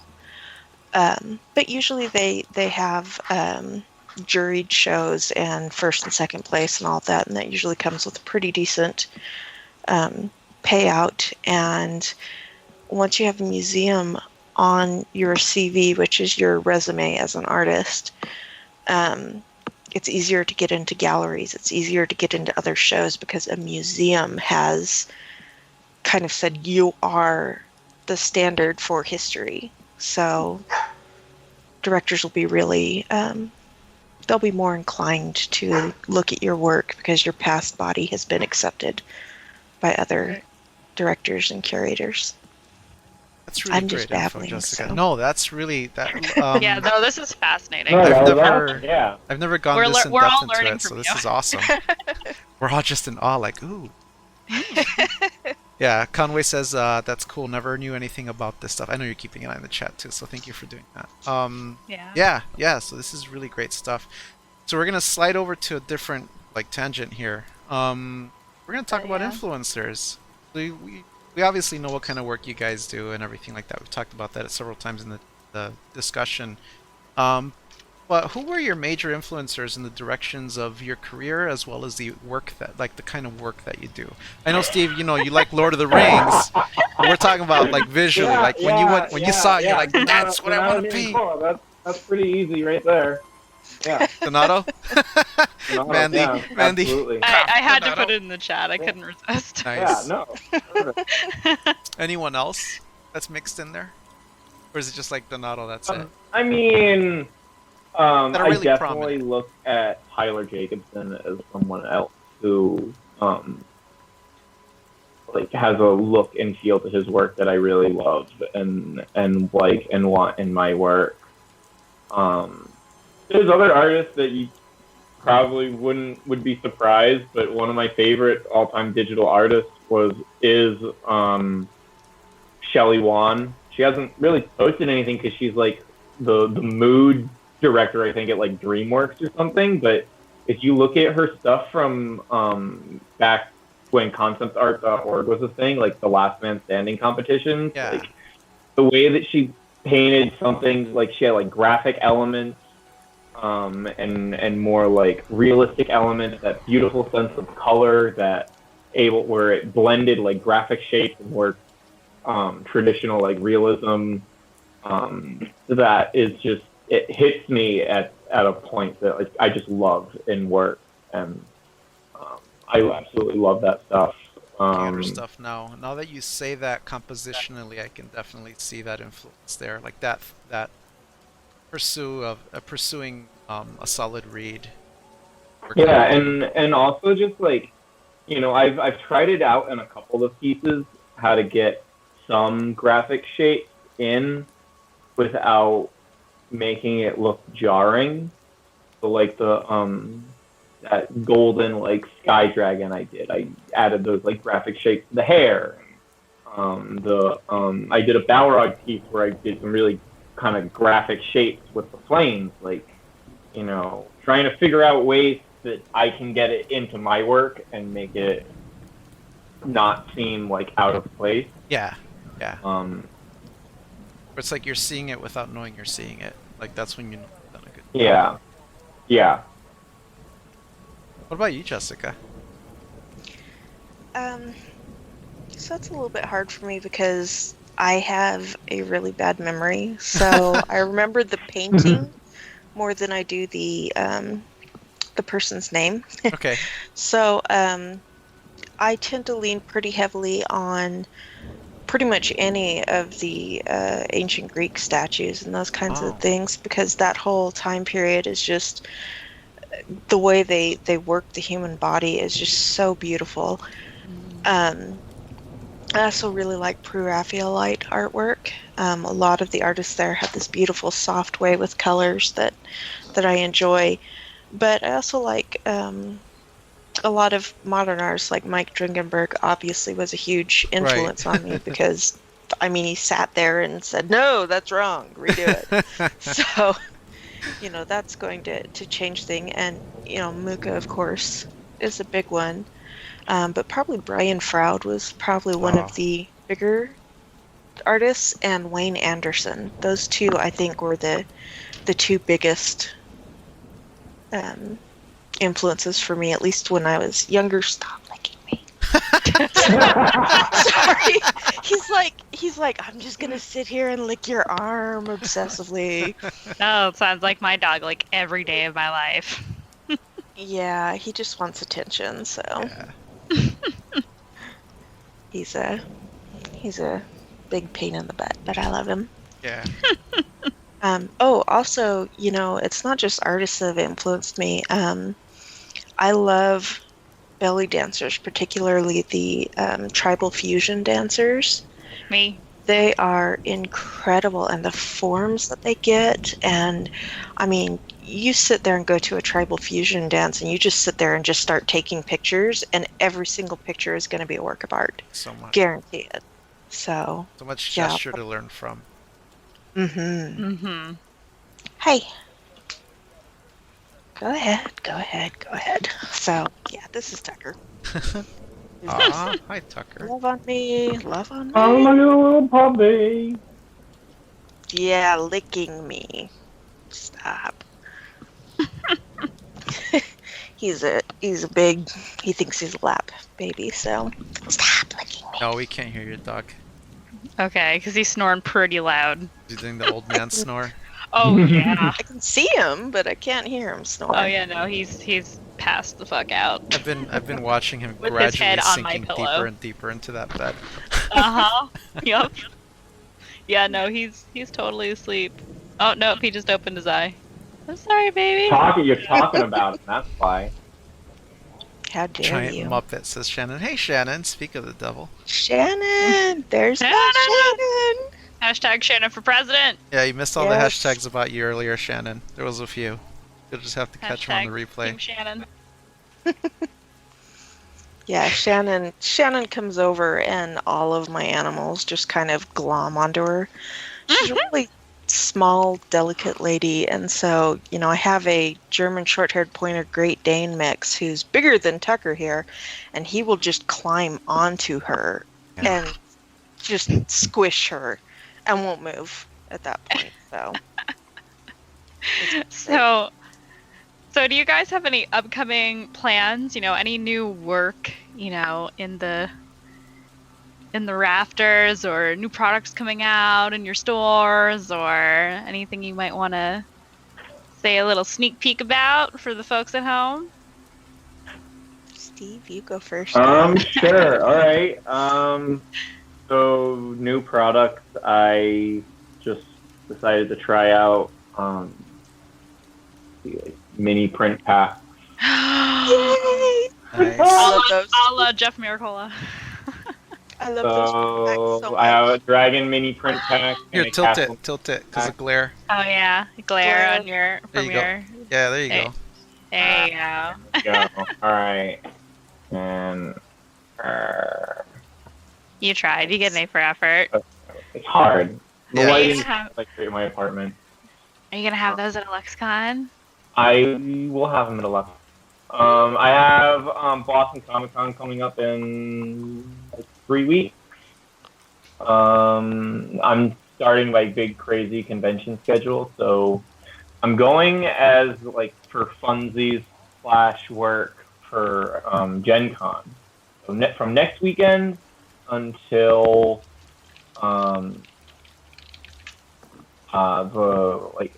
till Rhode Island Comic Con, which is like the first full weekend in November.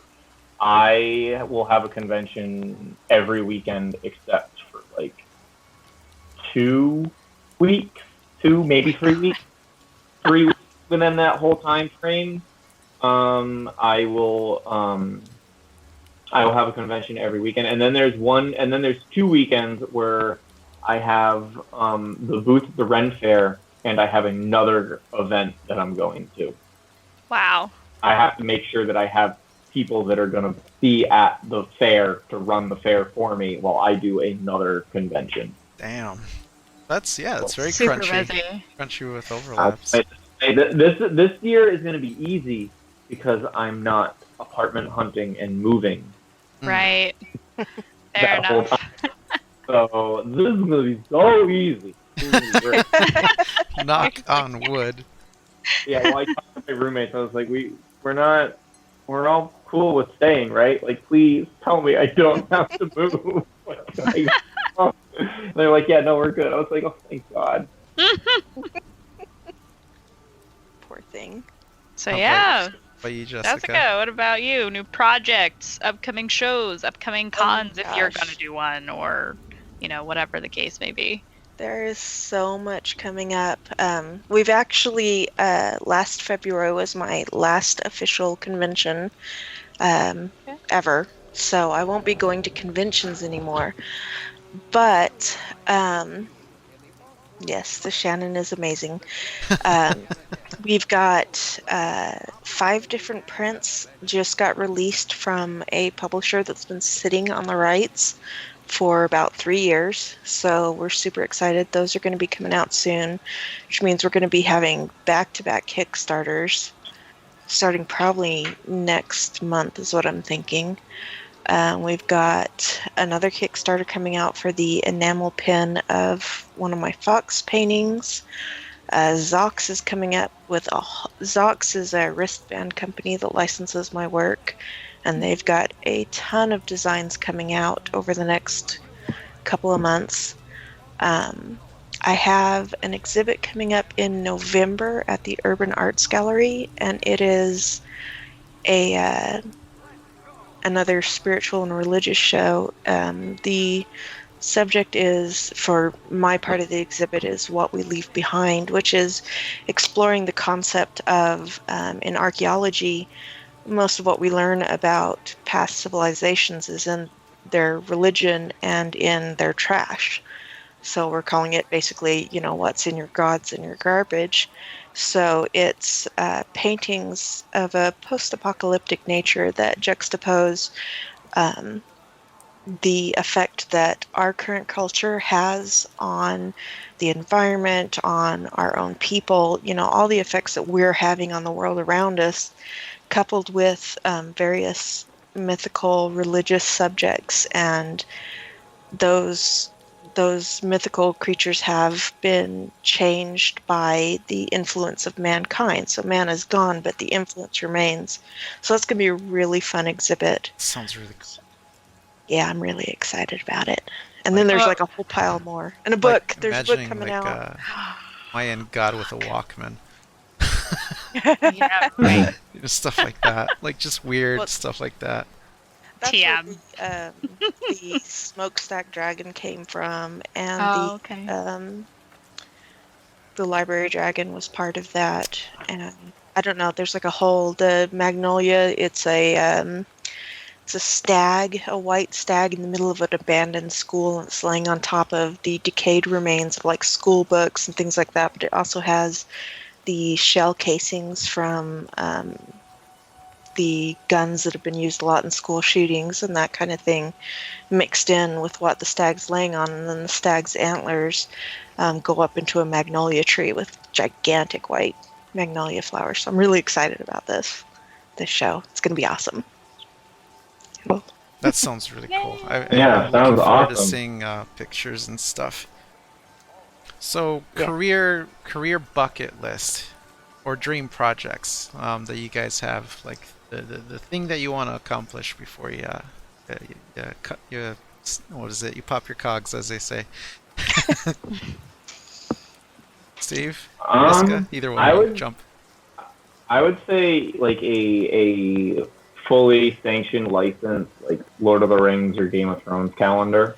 You know, like having like George R. R. Martin be like, I want you to do like, this year's Game of Thrones calendar. I would, yeah, I think that would be like the coolest thing ever.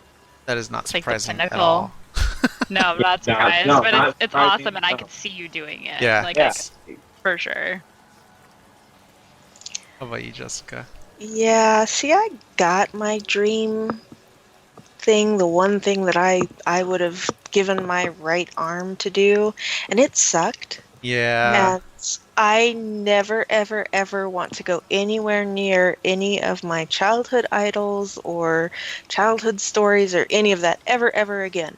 So I Wow. think my bucket list is probably going to be getting things to where not just myself is stable, but also the awesome Shannon is stable. I think that's pretty much my bucket list, is that both of us are kicking butt on the making a living off of our art, because she is an amazing artist. Mhm. You know, she always steps back. She's like, I'm the assistant, but I mean, her work is beautiful. So that's my bucket list, is to get Shannon out there and get her Nice. up. at We the love end. Shannon. Yay! We love. I'm not sharing Shannon. Timeshare. Oh, come on. On just Every time it comes up. rental service. There's a Shannon question. rental leasing. Yes. Yeah, lease out a Shannon. There's a question Need from to clone her. earlier. Somebody. Yes. What's that? That one. Let me grab that. So bad. Oh no, I hope the chat didn't eat it. Oh, I Still think got it it here. did. Still have it here. It was. Final Flash? No. Yeah, I think it was. So the question was, basically, can you make a living from this? Someone's going to art school for game and illustration work, and they want to. I know you guys don't work in games necessarily, but their goal is to be independently working on their own games and their own projects, pushing their own artwork, their own product, so to speak. And yeah, the question they asked is, can you make a living from that? Can you make decent money? I mean, I know that's like a very twisty, turny question, but I think we all are. You know, Yeah. if it's specifically like what he or she wants to do, like there's so many different paths and avenues on how to make money, like in the art field. Like I have, a bunch of friends in the art field, and pretty much everyone has their own path, their own way that they make money, their own subject matter. Like it's not like that whole like you gotta like start out with like Fantasy Flight, and then like you graduate to Paizo, and then Right. you graduate to Wizards of the Coast, and then you graduate to Torbo, and like it's not like a linear progression like that. If you're passionate about it and that's what you want to do the work that you love, and people will respond to it, and you'll build a community and a following around it that will eventually be able to support you. Right. The path is not a straight line. You've got your ups and you got your downs and you got your sidetracking, you got your wrong turns, and you got to turn around. You got all kinds of shit going on there. It's not boom, boom, boom. That's just not how. Yeah, you just start going, and then like you'll be like, oh, like look, there looks like a little opening over there. Let me like continue down that path, and then it kind of spreads out into like this big. That's one of the things I've noticed too. Like for the time that we've been doing all these presentations and everything, like they're all wildly different, and people who are in different places in their careers, doing different types of jobs, but even people who are doing the same jobs, that seems to be a reoccurring theme, is that they all got there in very, very different ways. So what works for Steven, what works for Jessica, will work for me, what works for Mandy, like it might not work for any of you. So my advice around that is just learn as much as you can from the stories that everybody has, but make sure you pay attention to the story that's unfolding for yourself, because if you're not, you might miss it. Yeah, so because like I make all my money from conventions. Like my roommate, I've had talks with me. I can't do what you do. I don't want to do that. I don't want that life. if you're not an outgoing person and you're not good at sales, you're not gonna be good at conventions. Yeah. Right. You know, it's not like, oh, conventions is the way to make money. No, it's you have to have a passion for it. You have to have, you know, some specific skills, and you have to be interested in like running around to shows and packing shit up and setting up booths and tearing it down and selling and talking to people and managing inventory. Like it's not just like you paint art and then like, you know, you just put up a stand and people buy it. There's a lot more work that goes into it. If you're not into all that other stuff, then it's not going to be for you. But that doesn't mean, oh, if I'm not good at conventions, that doesn't like mean your career, you can't do anything. There's so many other ways and things to do. Yeah, that kind of gets into some of the discussions you and I have had about interest, right? Yeah, Having interest exactly. in the thing. Right. Yeah. Definitely. So speaking of paths and, you know, different ways that you can go in life, if you could look back and give past Jessica, past Steven, you know, advice, you know, what kind of advice would you give yourself if you could, you know, reach back in time and like smack yourself upside the head and say, this Focus you on need to my know health. this thing. Hands that? down, focus on my health more. It's on your health. 100%. I had to take off about 2 years of work where we just said, okay, this is it. This is enough. You know, we're going through all of this, and, you know, our medical bills are crazy. At one point, we had owed over $1 million in medical debt, and we had to file for bankruptcy because there's no physical way that we would ever be able to pay that. Right. Yeah. Thanks, healthcare system. And yeah. Yeah. Legit. And I feel like if we had focused before, if we had focused earlier, we would have really just ripped through that. We wouldn't have had that kind of debt, because once they figured out the problems, it was so simple. And it took a couple of surgeries, you know, some medical changes, and suddenly I have this great life that I didn't have because I was in so much pain. And I couldn't focus on my artwork very well. I was really struggling with that. But, you know, once we got that figured out, it was like everything suddenly fell into place and shaped up really well. So focus on my health more. That would be it. That's a good one. Mine would just be like, I think I could have gotten started in conventions earlier than I did. If I might, I don't know how much of a change it would have been, but I feel like getting like maybe a year head start would have been a help to me, just to kind of like learn some of the mistakes I made, having a nicer booth set up sooner. Mm-hmm. You know, just like knowing how to do this earlier, and maybe I might not have freaked out or struggled like trying to push freelance work. Like, Right. Yeah. So filling in that gap for yourself to save yourself that extra time you had to invest, basically. yeah, because it's like I look back and it's like, man, I probably could have done it. I probably could have started doing shows like a year before, and I don't know how much of a difference it would have put me on in terms of trajectory, but you know, I do wish that like I got over my anxiety and uncertainty about myself and my work, to just like go out there and put my art out there and try to sell it to people. On a lighter note, Yeah. question for both of you. Would 10-year-old you think your work is cool? Yes. Yeah, absolutely. I like the just, yes, like you guys both beam immediately, like, yes. Yeah. Dude, man, the first time I had an objective look at my Leviathan painting, it was really surreal, because for a minute, I wasn't the person who painted it. I was just looking at it as a piece of work, and I was like, holy crap, I did that. And That's then a I great kind moment. of went off and squealed at my hubby and then ran back, and I'm like, I did a great painting. What So was excited. what was the switch that allowed that to happen?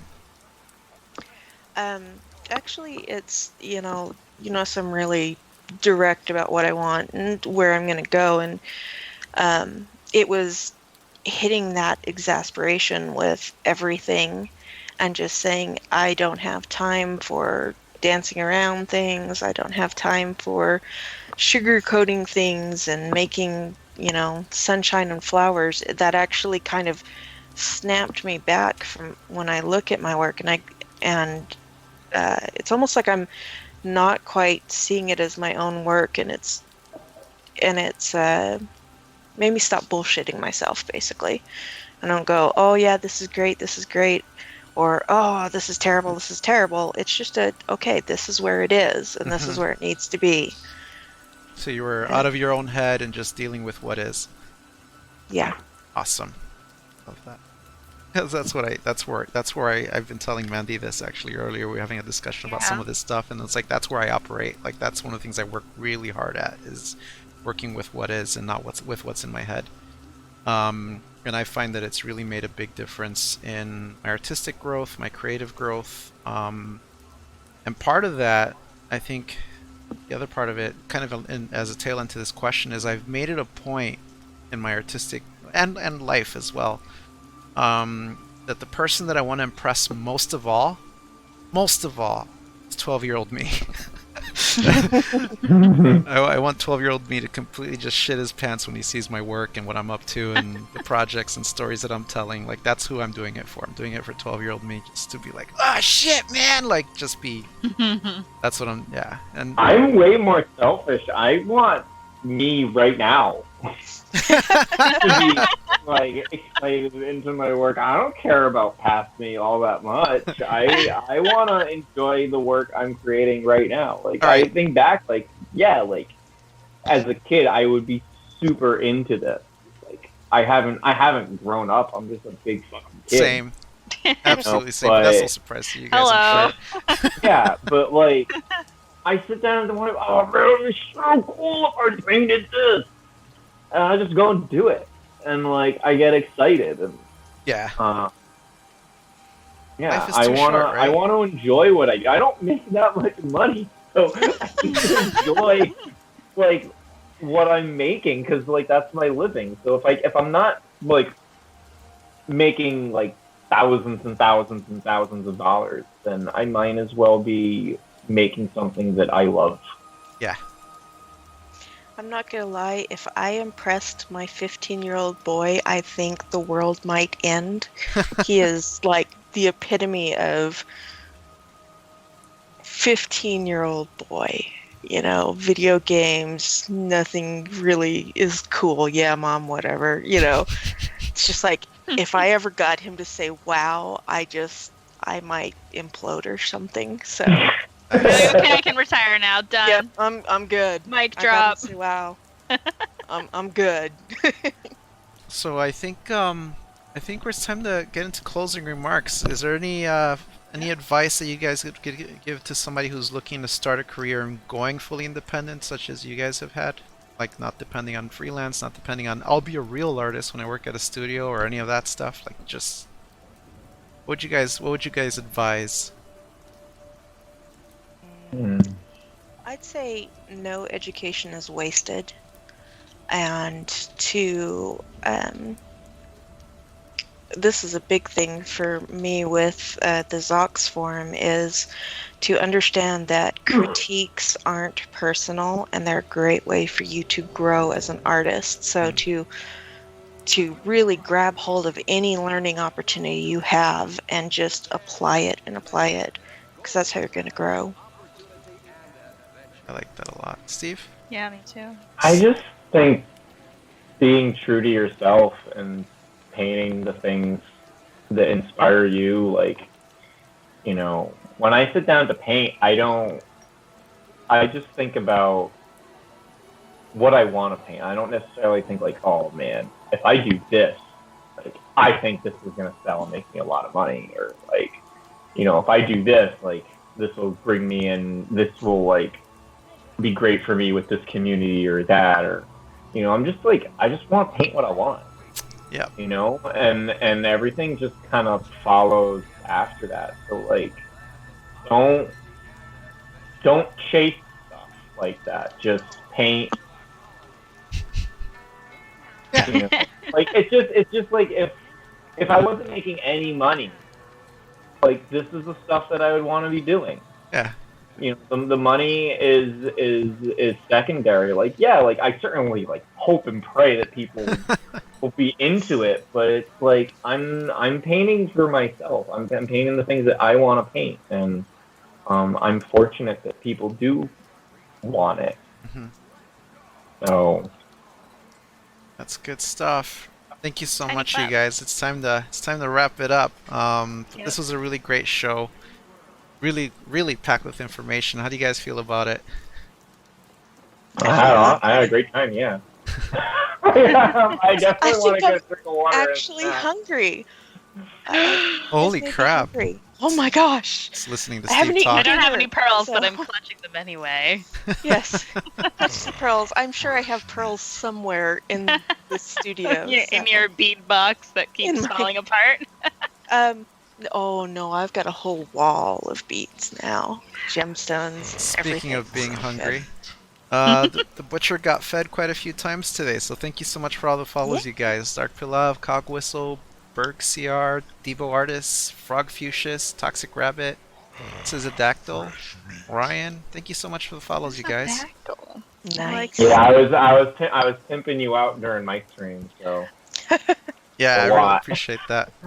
yeah, I was like, oh, I have all these people. I felt bad that like I couldn't just stream right up until the talk and like raid the your channel to get a big start. I was like, I need Nice. to eat and cook something and sit and watch part of Succession on HBO. Oh, Oh yeah, I need to see that. Oh, I love that show. It's so good. cool. The Oh, butcher's yeah. going crazy. Steve, it's time for your favorite part of the stream. Oh Here he Yeah. comes. jeez. Oh no. He's my favorite. He looks so happy. Oh. All right, everybody, thank you so much for joining us tonight. Jessica, Steve, one more time, give us where people can find your stuff and where they can find you and stalk you and all that fun junk. Oh. See, Um, this is my- where I need Shannon. You know Shannon's gonna beat you to it in the chat. She's just gonna be like, I bam, know. bam. Oh, you beat Shannon for I once. got one link. Nice. Got one link in. Justin says, "Good show, you guys." Yeah, Justin, we missed you on this one, man. Hope you'll be able to get on the next one. And we'll talk soon. Talk soon in general. And yeah, Mandy has just dropped her link as well. Thank you for co-hosting tonight, Mandy. You were great. Always happy to be here. Yeah, it's always good to have you here. And for those of you guys who are watching and who've been watching, thank you so much. It's always great to have you guys here. A lot of familiar names and faces. Well, I can pretend to see your faces. Should we do a raid? You guys want to do a raid? Do a raid. Yes. Who's out there? What do we got? Some suggestions. Summer Jade is streaming. Do you know Allie Briggs? Yeah, is Ali streaming right Yeah. now? Yeah, she's streaming. Oh yeah, let's raid Ali. Heck yeah. Let's do it. Yay. Get over to her. I felt bad. I went to raid someone at the end of my stream. I even like checked their stream. I was like, oh, they're working on something cool. And then I did the raid call, and then like they'd already signed off. Oh yeah, I've done that. All right, you guys. It's raid time. You're gonna get a prompt asking if you want to come to the. Actually, don't click on the link because then it'll. Let's see. Oh, that'll There we take go. you directly to it. Yeah, no. There we Wait, go. no. I What are accidentally you copied doing, it for myself. Sal? I don't know what I'm Stop. doing. I need one of those fancy robots that everybody's got. All right, you Oh, guys. do I just click the leave button? Yeah, you just click Yeah. the thing that shows up No, at the you top there. no. Oh yeah. What are you doing, Steve? Shut up. Shut up. Steve and I might. Steve, you streaming tomorrow? Maybe we can team up because I gotta work on that Cyberpunk Yeah, I album. think so. Yeah, I think I'll stream tomorrow. All right, cool. I mean, we're gonna be talking here offline anyway, but are you guys? Well, yeah, of course.